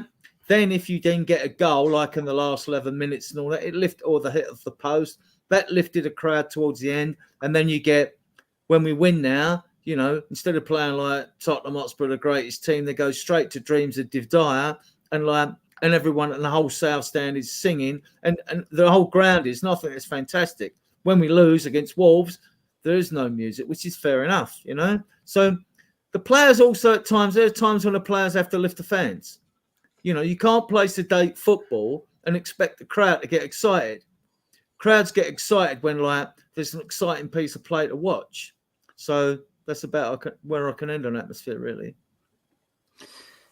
Cubed, your final thoughts? So I have some thoughts about that TIFO since you showed it. I think that TIFO is lovely compared to what other options we were talking about at the beginning of the season. I don't know if people know, but there were some TIFO ideas floating around. My side of the pitch, we couldn't sit because I'm on that side. So you should have had one on the other side of the pitch as well. But that's the prawn sandwich side, so that's not going to happen. Where Stell probably goes. Okay, so what I was going to say was that at the beginning of the season, like a month in to the season, you know, our guys, our fans, even though I appreciate, you know, some of, you know, the fans that are putting this together and everything, so good on them. But there were some designs circulating, popular designs. They were voting on this to have Ange's face on a huge TIFO. Oh yeah, I remember this.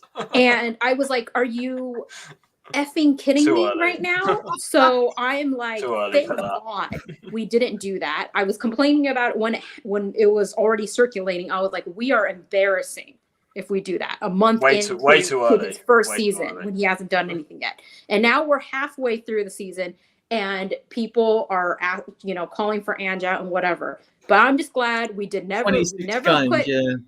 never put Anja's face on a TIFO, because we would be massive banter club right now if we had done that. So that's why I think that TIFO that you showed, beautiful. Dietrich, your final words, and then we're going to wrap it up. Don't be racist, Dietrich. Mind your words. No, I'm not. He always leaves the Arab guy at the end. But I'm not going to say anything. Well, what do you expect when the fans are quiet? When you have that ball head, you have to watch every home game. Like, I would be quiet if I saw his shiny head. Keep talking. Go on. I would be speechless if I saw him. But anyways, yeah. I think the fans are quiet. I think the fans are bored to death. I don't think this coach is the right manager going forward. I hope he gets sacked. And I hope we don't make top four. Simple as. Thanks for your positive comments, mate.